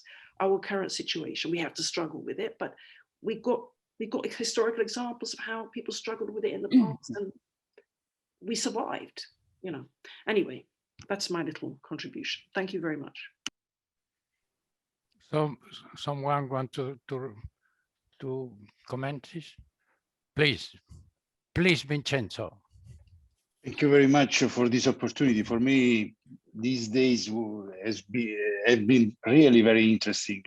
As you know, I am president of European Family Catholic Associations, and what I can say now is that for us it is very important to know our function, our role within the church. So I think it could be very interesting for families and for family associations to have to receive or to give a contribution to the role of the family in the light of Lumen Gentium, because I think that one of the most important reality that we have to stress is also that the family has a function, has a role, a proper role. The person who are part of the families have a proper role within the church, and we are not. We do not only consume sacraments. We are also part of the church with a function, and in our experience, what we can say is that everywhere in the world, for example, if we look at the East Europe, the Catholic family associations, they help family people to convert in Catholicism, for example, and they already are praying with Orthodox families. I mean, I think that the families and family associations for this changement, the change of epoch, we can also play a role like a missionary in the previous centuries, because we don't want to be priest or to be nurse. It's another vocation, but we have to stress to put in evidence also the importance and the essential importance of our vocation within the church, without confusion among the roles of priests, of religions, because we are part of the same body. And this is very important, especially in this time where everyone wants to substitute the others in carrying out some roles. And I think this is very important to highlight in a Congress, in a plenary. And the second thing, it's important to speak about demography, because demography, in my experience, when it has been a very good instrument to speak with the European institutions, to speak about motherhood as denied liberty. I mean, we have to speak about demography because it's very important also for economic reasons. It's the key to get into the public discussion in Europe and everywhere in the world. So I hope to continue to speak about demography and to speak about intergenerational balance, because the elderly is not an issue. We are very happy for that. The point is the lack of children. And we have to speak about if we wanted to struggle against the throwaway culture, we need more children, a less consumption culture. This is the second issue. And the third issue, which is for me very important also because I am a business lawyer, so I'm quite much oriented to this issue, is the asymmetry between the reality of the economy, of economy, and the accounting praxis. In the second speech, Mr. Beliz spoke about investment, social investment, but they are investment also for budget, public budget, from the public budget point of view. And it's very important because when we make demographic policies, when we support demographic policies or family policies, they are not cost. They must not be regarded as a cost, but as investment. So it means that they do not make deficit. It's a good public debt. And in order to support this conclusion, we need very good metaphysics aimed at explaining much better also the meaning and the function of the family. So let's speak about the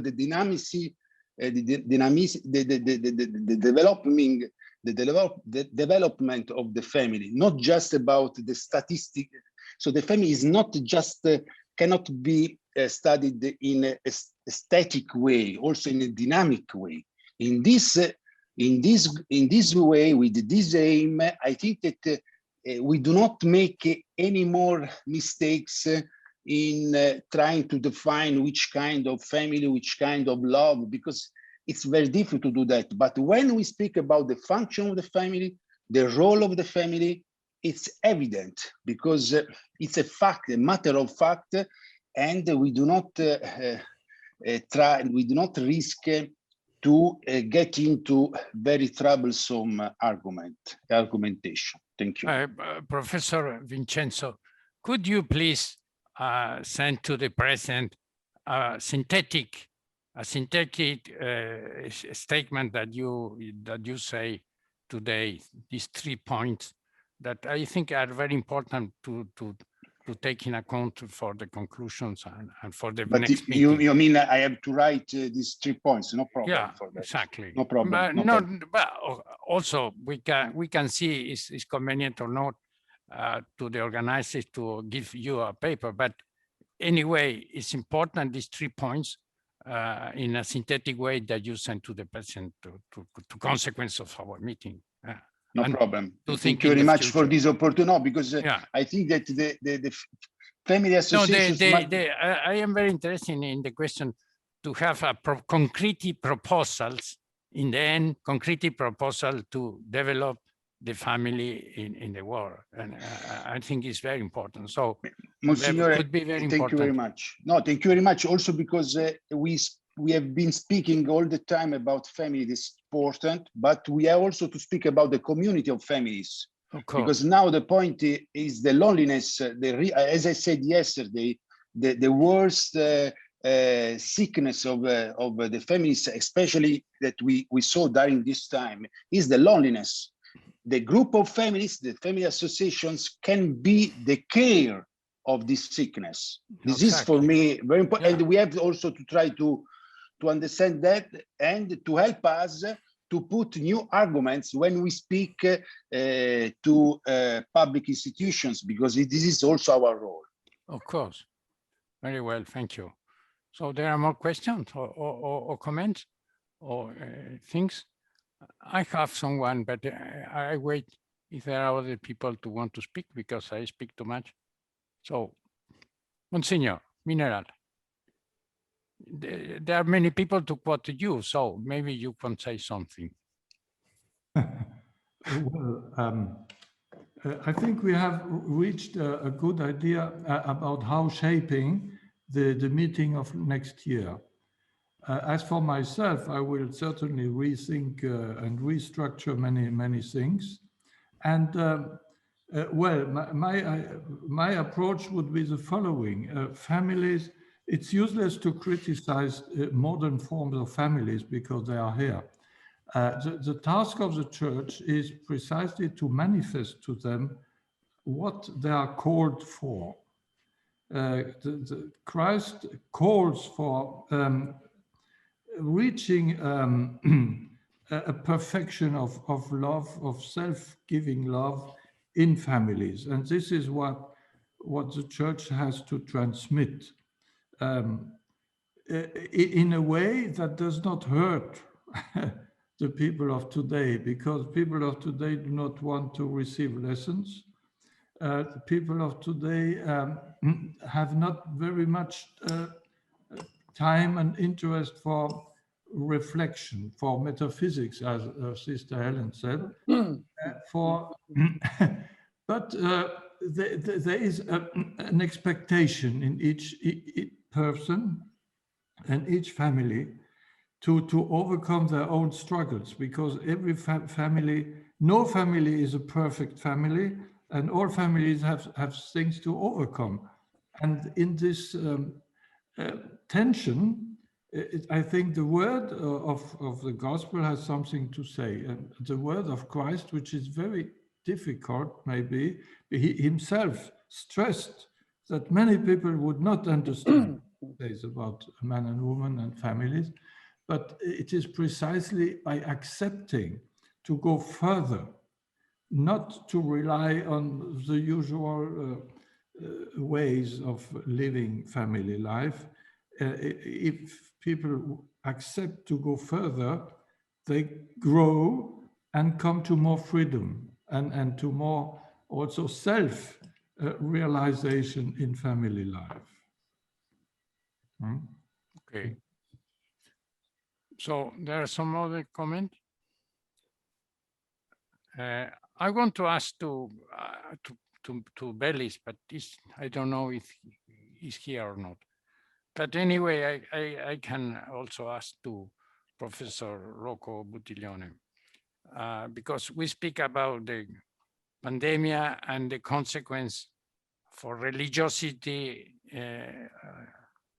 that the people, because the pandemic can have some reflection about the final destination or don't know what is the meaning of the existence, these kind of things. So I think that we can make a distinction. The population maybe come back to religion. And I think also that also come back to the family. So I don't understand exactly the things that say Beliz about this, because really in this moment, in most cases, was the family to support the crisis. So in some sense, we have a new importance of the family in the reflection of the people, because really are the families to save the children and to have to avoid problems, etc. But so I think that the family was very important in this role. And also for the population, there are some come back to religiosity or not. There are some reflection.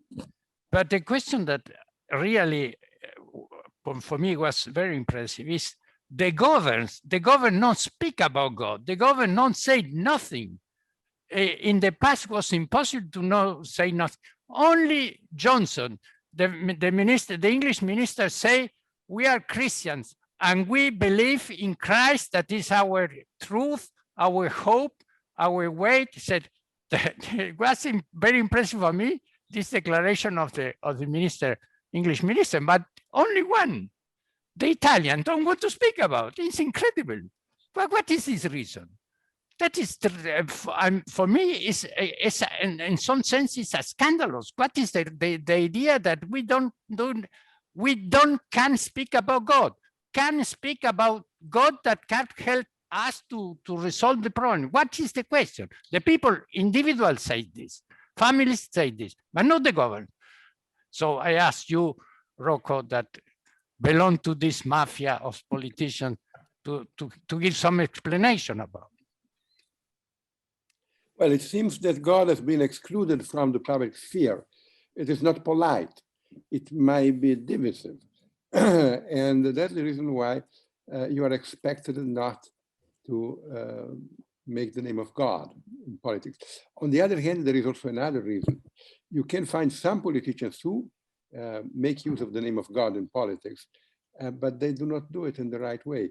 They use the name of God as a weapon against others and as an instrument to justify persecution, estrangement. And this is also another factor. I think we all should reflect on the fact that we have a right of saying the name of God in politics, because this is our culture. And although our culture now is in a crisis and we are developing towards a new cultural form, nevertheless, it is difficult to imagine that the new culture will be a culture in which all signs of Christianity would have been cancelled. So we must have the courage of giving witness. On the other hand, we must also ask ourselves, what is the right way of naming God in the political sphere, in the public sphere? A way that does not sound like a condemnation for others, a way that makes apparent the fact that God is the ultimate answer to the deepest demand of the human heart, and is a God who has died for mankind and does not want human sacrifices in his name.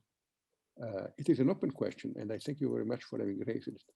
No, and look, it's special for the European people, not the Americans, not the North Americans, not the English people that today not belong to the European community. It's the mafia of the European, German, French, and I don't know what others, Italians. Italians also, yes. This is incredible. Yes. But it depends of some thinking, or depends, what is the reason in the end? Of course, the instrumentalization of God, but it's a little problem. It's not a real problem. This is not it's not the answer. Yeah, well, the instrumentalization of God is part of the problem in the sense that it makes it more difficult to find the right way of making the name of God in politics. There are important cultural differences. We have grown with the idea that the state and the political sphere are grounded in science, not religion, but science gives the presuppositions, all the needed presuppositions for the communal life of people and for the political judgment. It is an idea that we have inherited from Monsieur Minarat, from Comte mainly, and from the positivism of the 19th century. As a philosophy, positivism has been overcome. It pretended to have an idea of science that does not correspond to the reality of science. After Wittgenstein, after Gödel, after Popper, we know that science does not provide us with truth that can ground the existence of the state. And then what is the result? That most people think the state does not need to have any foundations. And we should be more courageous in saying, well, we do not pretend to give a foundation for all, but the basis of our civil loyalty, the basis of our loyalty to the Italian Republic, for instance, is the fact that we believe in God. And we see in the Italian Republic one concretization of the process through which God attracts to himself the whole of mankind. We are ready to accept that others can give another justification, but nevertheless, this is our justification. And we have a right of doing this because the Italian Constitution implicitly, unfortunately, not explicitly, contains the name of God. In Germany, exactly, it's even stronger because the German Constitution, not implicitly, explicitly names God as the fundament for the civil loyalty, if not all, at least of a large part of the German people. Monsignor Minarat, I think that in France you are less lucky. No, you have less luck. But nevertheless, I think you can make an argument in France also. No, in France, if you ask politicians to speak of God, they will all have a heart attack because it is impossible in this ideology of laicité, no, laicité, which you cannot translate in any other language, that God has to be kicked out of the general discourse. Why? I think it starts from the fact that, as everywhere during many centuries, there was a compulsory state religion. When you came to the French Revolution and after, instead of saying that God is above all our divisions, all our parties, all our ideologies, in the French system, the answer is there is no God at all, because God is dangerous for our liberty. And so if you kick God out of the perspective, then you put something else in his place, and you put an idol in his place. And the idolatry of, you have idolatry of science, idolatry of what came in the last century of the race, of the nation, and so on. And today you have a kind of idolatry of non-truth. What is imposed to everybody is that there is no truth. And so you can have your private opinions, but do not come with a vision of God who would be above our divisions and to whom we should pilgrim, we should go. The French ideology is very difficult to change, and anyway, we are aware of it and have not many illusions. But Notre Dame is in reconstruction. I read it. That's it. No, this is not because it is a religious building, because it is a national monument. And we call the grandeur de la France, n'est-ce pas?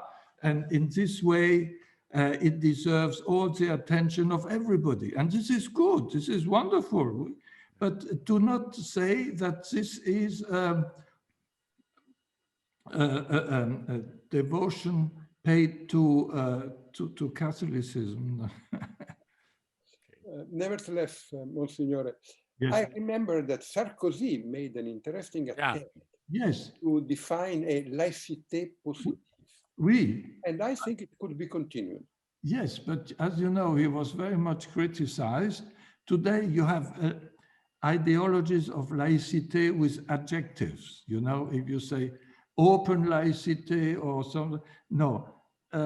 Laïcité is a useless ideology.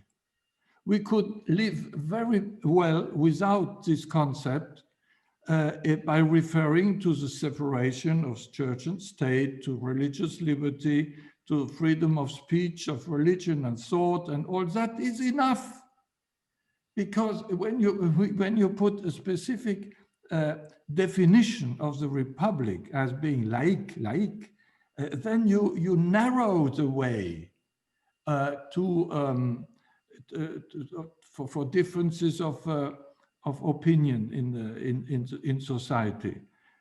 For instance, it is incredible, in the name of laïcité, I have that in my diocese, students' associations in the university are not accepted because they are Catholic. What does it mean? These associations are open to everybody, to believers, non-believers, Jews, Muslims, anybody, and help very much those students today who are in trouble, who have many difficulties. And they are refused to be among the students' associations because, oh no, this is confessional. This is against laïcité. And this is a stupid ideology because it excludes many energies which are good for the whole, for the common good, For this, regarding to this point, I think it's very relevant to Tocqueville's observations in America, because, yeah, I think he gives the opposite view, a vibrant civil society which is religious, and in a way it replaces and even improves state religion, so to speak. I think the fact that we have a vibrant civil society which is religious or not, but that can be religious, sometimes is better than having apparently religious political leaders. Given the political leaders we have right now, I rather prefer they don't speak much about God, because I think that would be against the second commandment, actually. But poor politicians, if they speak about God, they are wrong. If they don't, they are equally wrong. Okay.